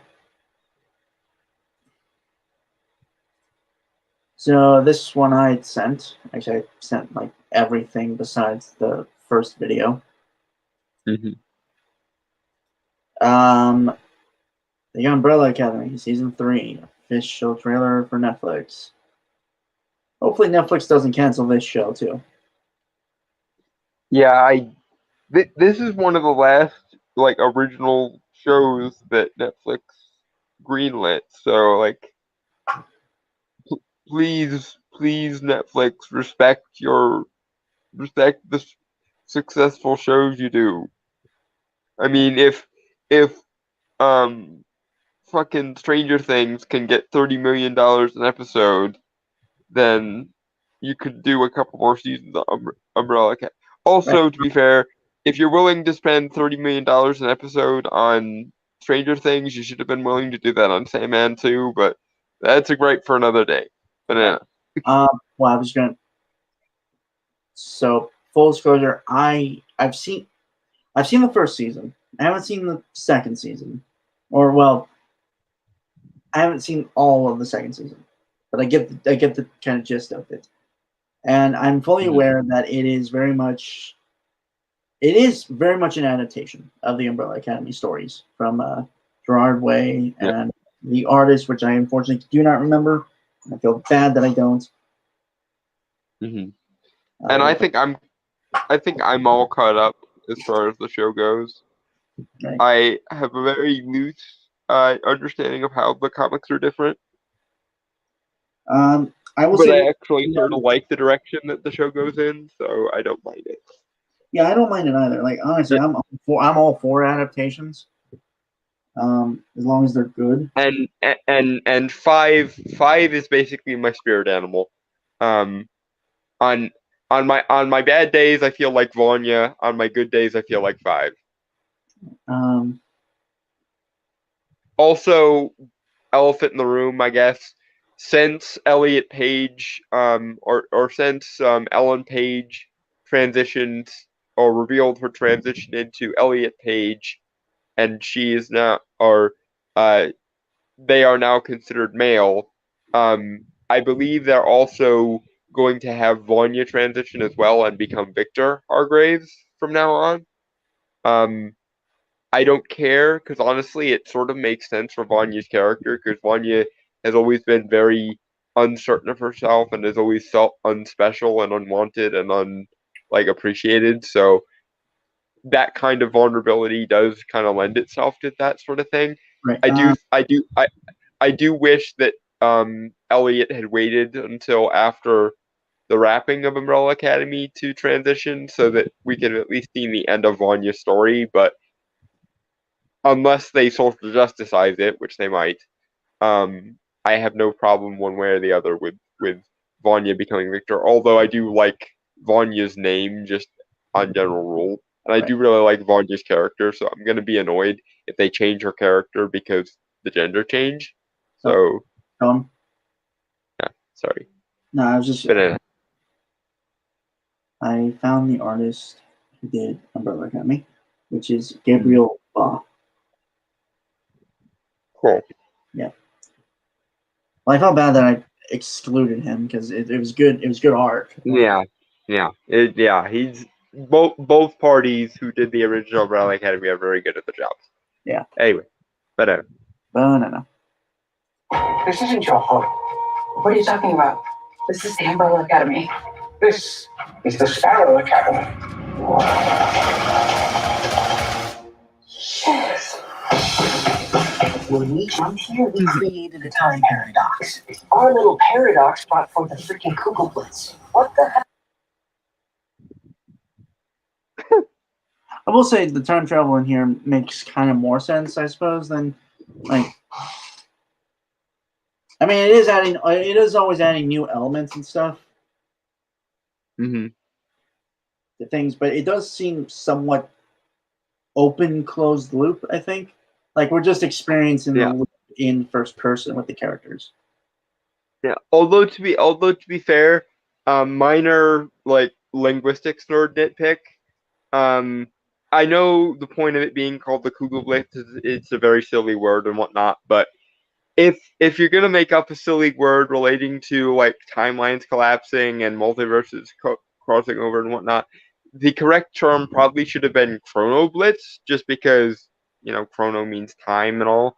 But maybe they'll justify it by it was a German guy who discovered it, so it's Kugelblitz. But it probably should have been Chronoblitz, just for the sake of my linguistic OCD.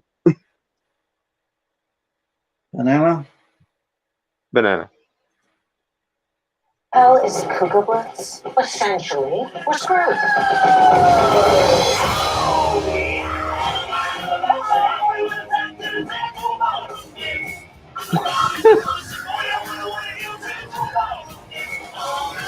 Everybody else can see Ben, right? Yeah, and he's a complete dickhead.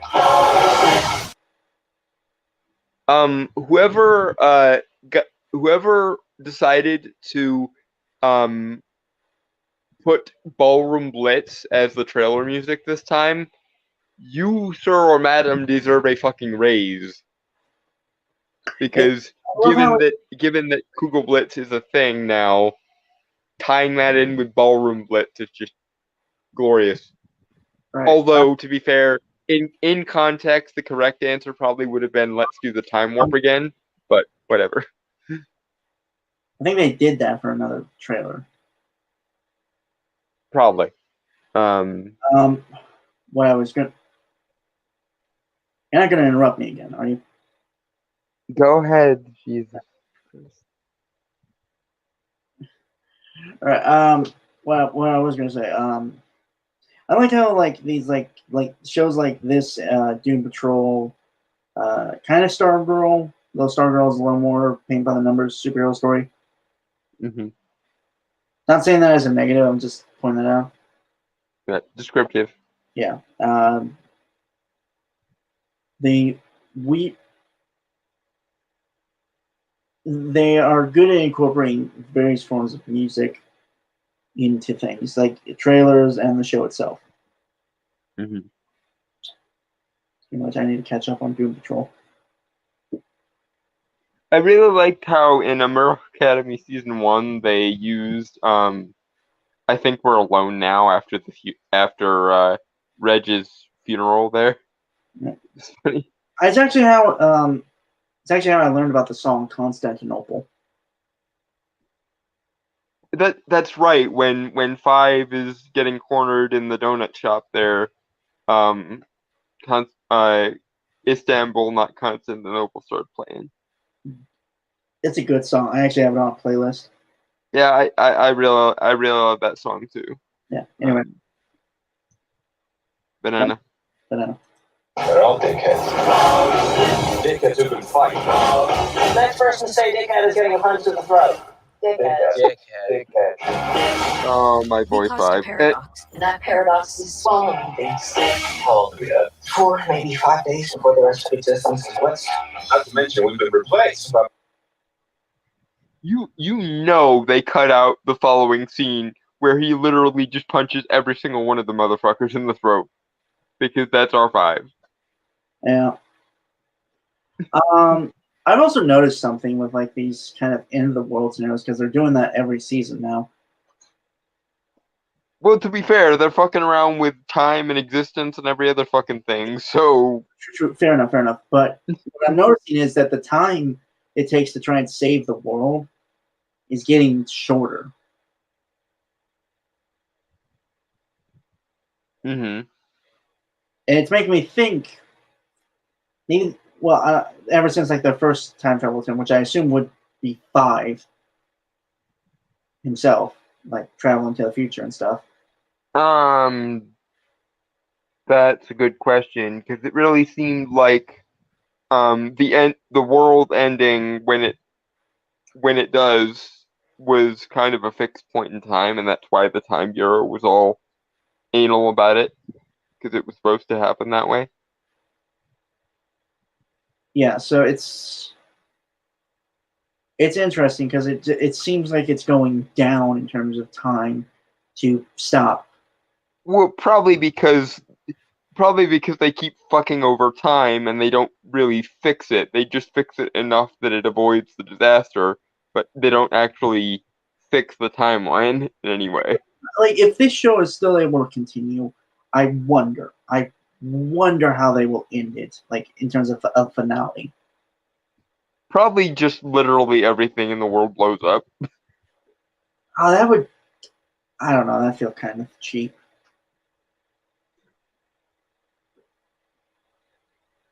I mean it would, but it would also be kind of fucking, because they'd end it in a really hilarious meta way. Like they'd put their feet up and they'd go, well, I guess we saved the universe, and then the universe would just explode.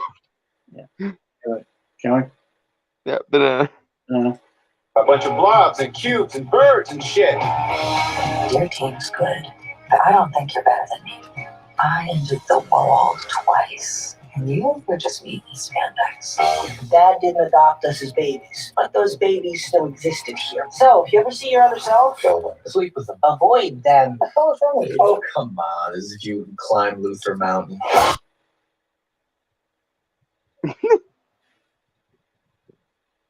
Although, yeah, I'm like, what the fuck? I mean, I can understand the killing part. well, it was also Diego that said that, and Diego's answer to everything is literally, I'm gonna kill it. So Yeah, true. But I mean, to be fair, it was Klaus who said it, and he does strike me. yeah, Klaus was like, sleep with them, because that is Klaus's answer to everything. These responses are all very in character. Like, Klaus would try to sleep with himself just to see what it'd be like. Diego would try to kill himself because alternate universe me must not actually be me, therefore I must kill them. And 5, of course, being the only sane person in the room, it's just like, no, you idiots, you don't want to cause yet another temporal paradox, so avoid your alternate universe self, goddammit.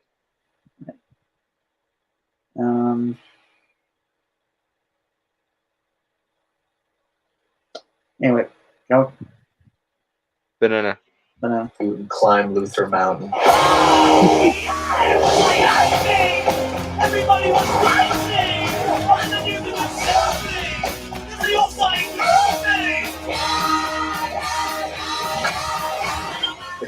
you to get her bed back. What the hell did you just say? Funny thing about Luther, though, because he wasn't adopted by Reginald Hargrave, he obviously still has the super strength because that's his thing. But he doesn't have the ape body thing because that was something that Reg did when he got injured and did it to save his life. So Luther, alt universe Luther still has the super strength but doesn't have the ape body. That would be interesting. Although I do have a question: is because of his ape body, is he and his super strength?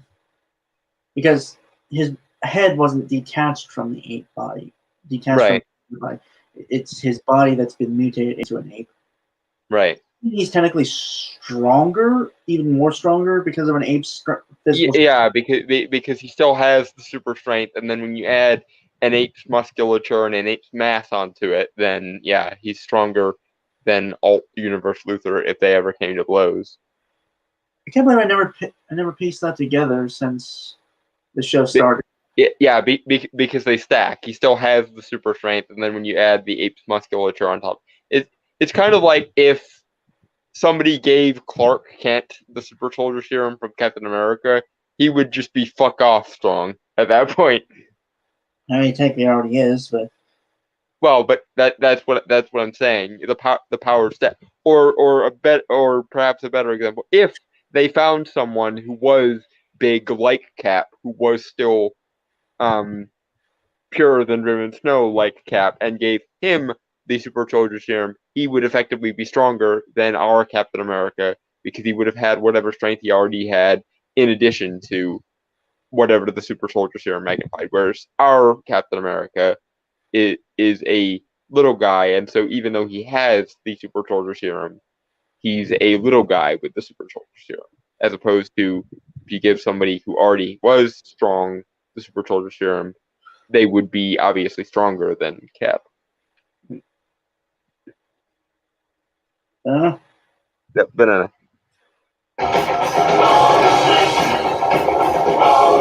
What are you, their mascot? More like their ringer. It's motivation!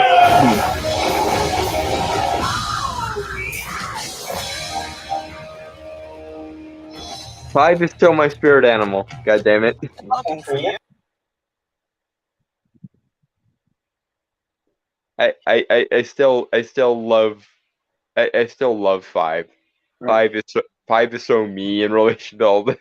You know what's weird? Like the weirdest thing about the actor who plays Five. Well, he was originally like his earliest role that I can remember is on a Nickelodeon show where he played a quadruplet. I vaguely remember that. Nikki, Dickie, Ricky, and Dawn. Yeah, that was after I stopped watching Nickelodeon, but yeah, I vaguely remember that show. Yeah. I can also see why, like from this, right? Mm-hmm. I remember some people saying like he'd be a good Damian Wayne. Honestly, if Wiccan wasn't already cast, I would cast him as Wiccan, but Wiccan is already cast, so. He could be an older one. Well, no, not right. But we'd have to wait another 10 years for him to actually be of proper age to be teenage. Well, he's 18 now. Damn, I did not know. So yeah, when they obviously age jump Wiccan and Speed, so that they can be in Young Avengers, consider the actor who plays Five for Wiccan. Although he doesn't look as doesn't look quite similar to the guy who's playing Billy right now. Yeah, but they can explain that away with just puberty does weird things to. Well, also the fact that in the comics, I don't know if they'll keep this, is that Billy Kaplan and who's Speed again? Tommy. Yeah, Tommy. They're technically they're reincarnated into the universe. It's all very Comic it's all book. very timey-wimey, wibbly-wobbly, magical shenanigans because Hoo-ha. yeah, Hoo-ha. Yep. yeah, it's Timey-wimey, magical. it's a bunch of hoopla basically. Anyway, So however they decide to rig it is however they'll rig it. anyway. My only concern is I want my boys, as in when we get Teenage Wiccan, we also need to get Hulkling because I want my boys. God damn you. I actually remember someone, the guy who played Robbie in Cobra Kai, son of Johnny Lawrence. That actor could be a good Wiccan. I forget what he looks like. God damn it. I'll send you a picture, I guess, later. The guy I would want to play Hulkling is the guy who played the main character in Netflix's Ragnarok series. He's a dead ringer for Ted, and if Marvel put him in touch with Chris Evans' personal trainer, he would look identical to Hulkling. So it'd be very cute. Joey. Banana.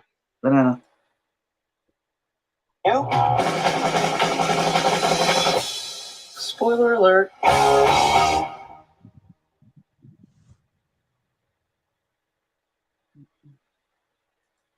I'm really looking forward to Umbrella Academy Season 3. June 22nd. So the same weekend as Rings of Power. I know what I'll be watching that weekend. Right. I